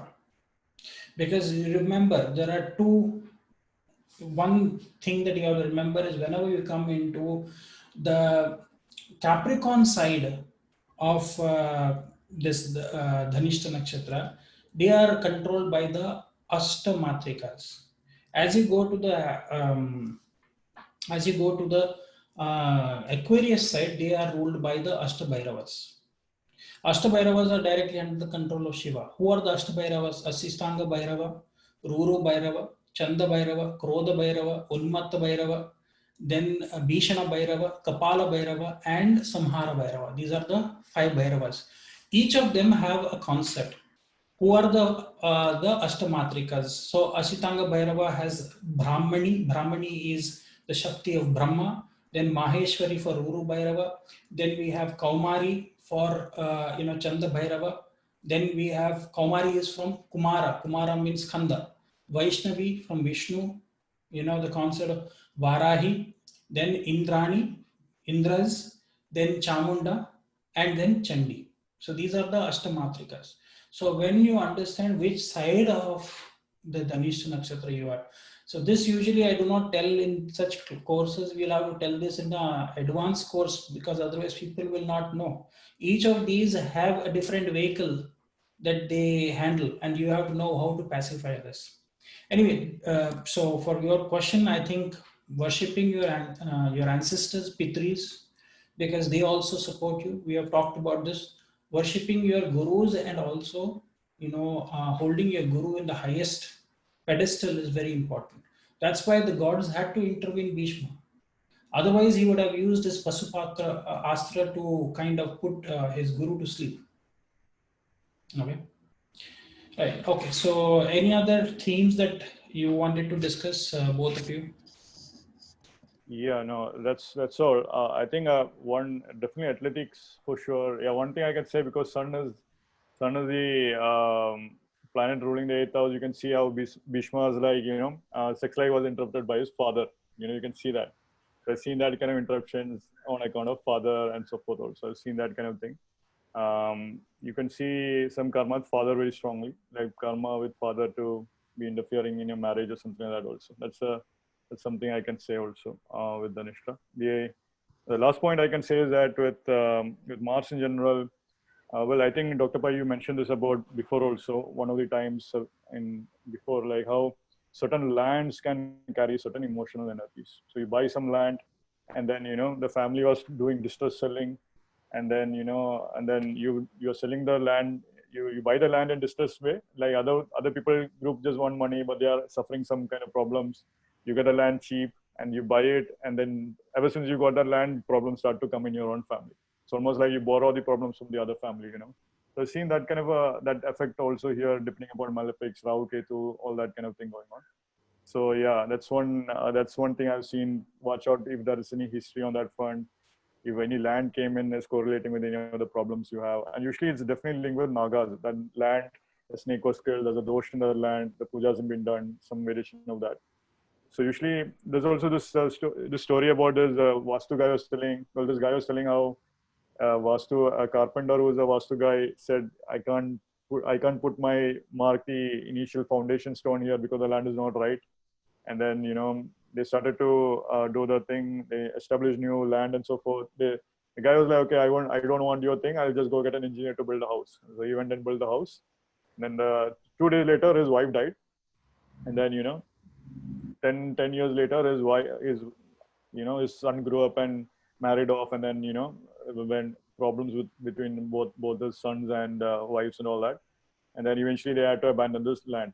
Turns out that land was having a lot of history of Nagas being crawling, and a lot of snakes were killed and so forth also. So that kind of thing. So that's a very interesting kind of a story. Like maybe Dr. Pai, maybe the last bit I can ask you to share if there is any insights on that. There is also an incident that I have heard about. This is very, very rare situations you will see this. What I heard long back, and I have not seen the chart. It was not my prediction. It was a prediction of a great astrologer who had predicted, who had asked in the looking at the chart. This is a very rare prediction. Is your wife learning any musical instrument? So the person says, yes, my wife is learning musical instrument. He asked, is she learning tabla? This is very rare. Women, usually you don't see that people who would be, they would do other musical instruments very commonly, but a woman wanting to learn the tabla is a very rare thing. So he asked, anything with drums or tabla? He said, yeah, she is learning classical, music, also learning tabla from her teacher. And he said, currently she is in the class. She's learning tabla. He said, yes, that's what my wife has said. And he says, your wife has already planned to run away with the tabla teacher. He was shocked. Only when he reached home, he found out that his wife has left a note that she has eloped or she has ran away with the tabla teacher. Now, all of these themes, if you see, there can be only one nakshatra which matches is Dhanistha Nakshatra. Why? First of all, it's the Chara Nakshatra. Remember that.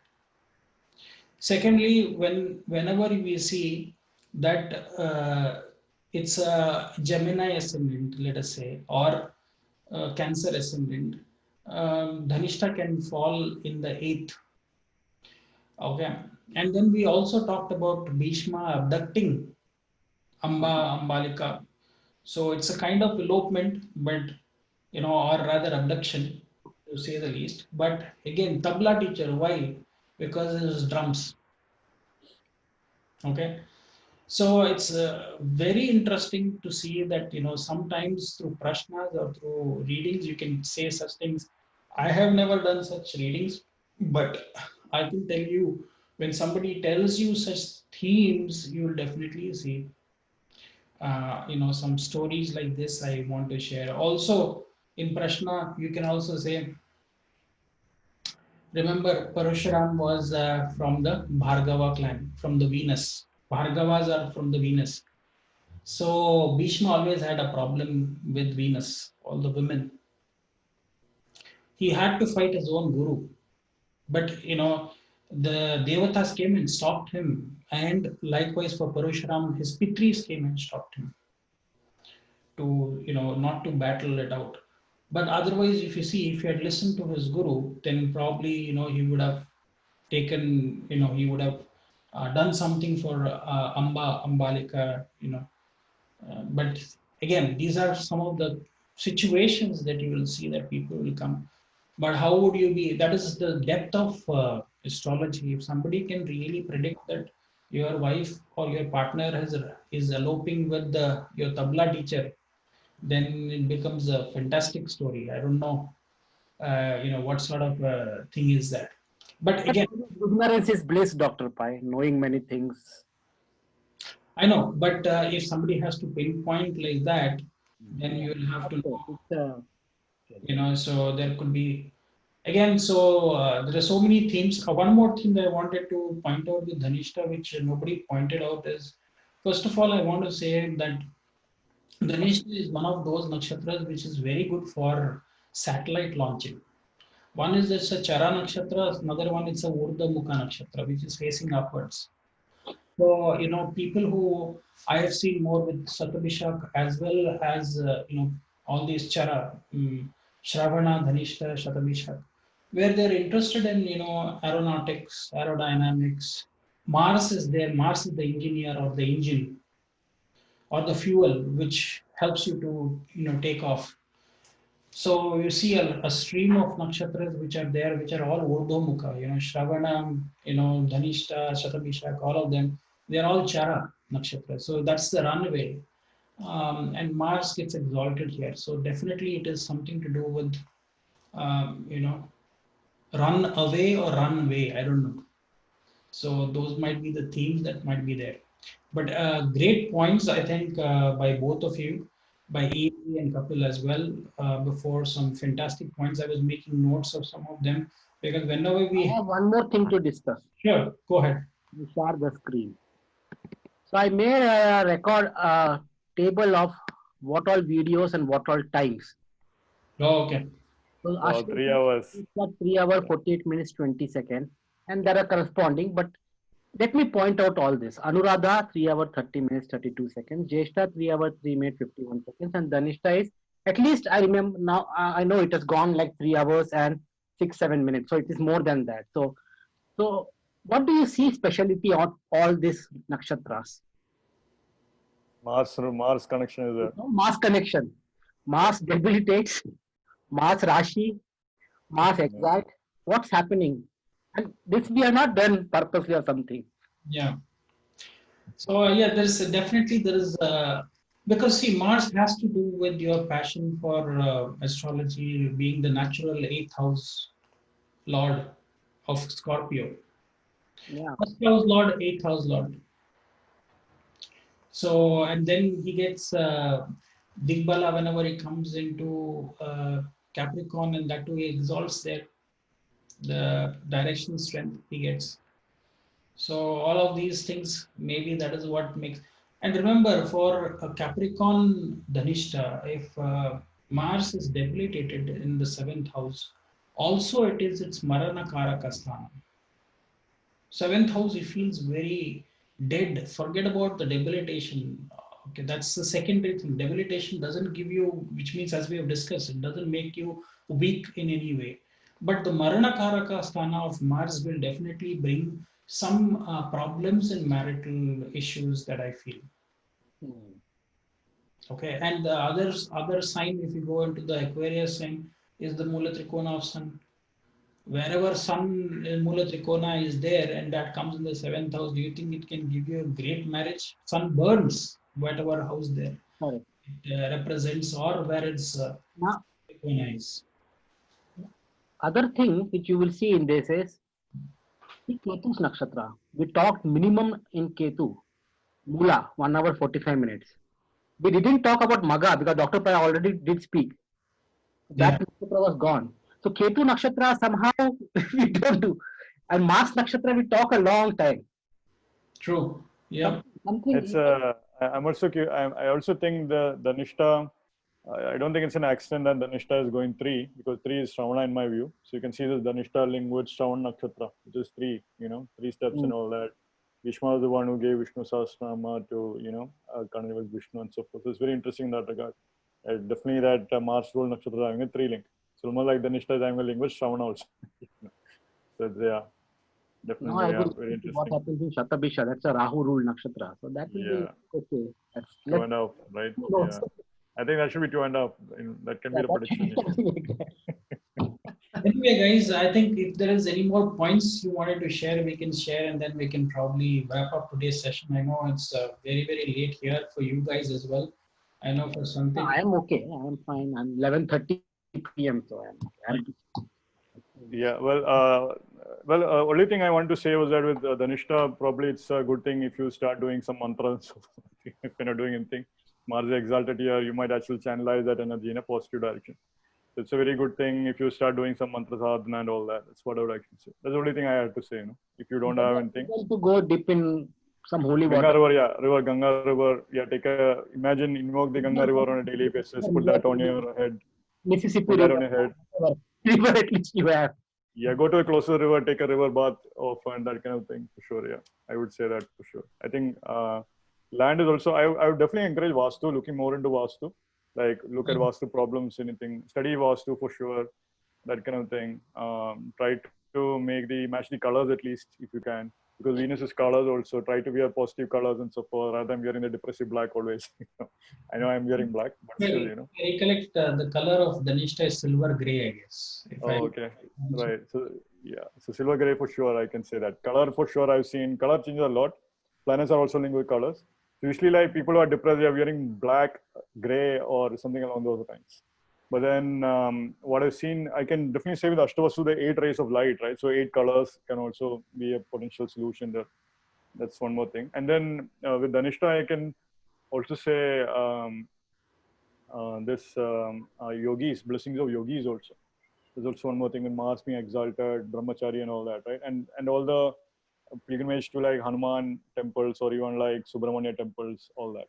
So that's something I can also add. One more to add is let us not forget that this connection that I've always maintained with the Dhanistha is of Harihara, which is half Hari and half Hara. And Harihara Sutta is Ayyappa Swami. So don't even, that's about bringing your celibacy. He is also a celibate thing in this. Bhishma is also about celibacy. So you can see a very strong connection with Ayyappa Swami in this nakshatra as well. Okay. So anyway, so any other points or shall we wrap up today's session, guys? So I think it's been another blockbuster. And another blockbuster. So we have crossed Sholay. I don't know what was Sholay picture. Sholay is 3 hours, I think, if I'm not mistaken. Yeah, so every time I think we give such blockbusters, I'm sure if anybody who has reached here and is watching this, hats off to you guys. I don't think I would also survive till this end. But anyway, this gives, your comments always encourages us. So please keep sharing your comments and let us know what you feel. I will try to answer as much as possible, but we'll do that. I will do that from my side. Yeah. So I think we have left with only a few more nakshatras because this is a commitment I think we have given to the cosmos, saying that after this we are always ready to. I generally make fun and saying I'm ready to leave this world after finishing this series, because I think this is my karma that I have to. We started from Ashlesha. So are we finishing in Revati or are we going till Ashlesha? Yeah, I think it'll be what Pushya, right? Pushya, the grand finale, Pushya. Yeah, the grand finale Pushya. Right. Yeah. So we will continue this series, and let's see how quickly we can finish. Okay, thank you everybody, and thanks Santhip and Aditya. Thank you, Doctor. Thank you. Bye.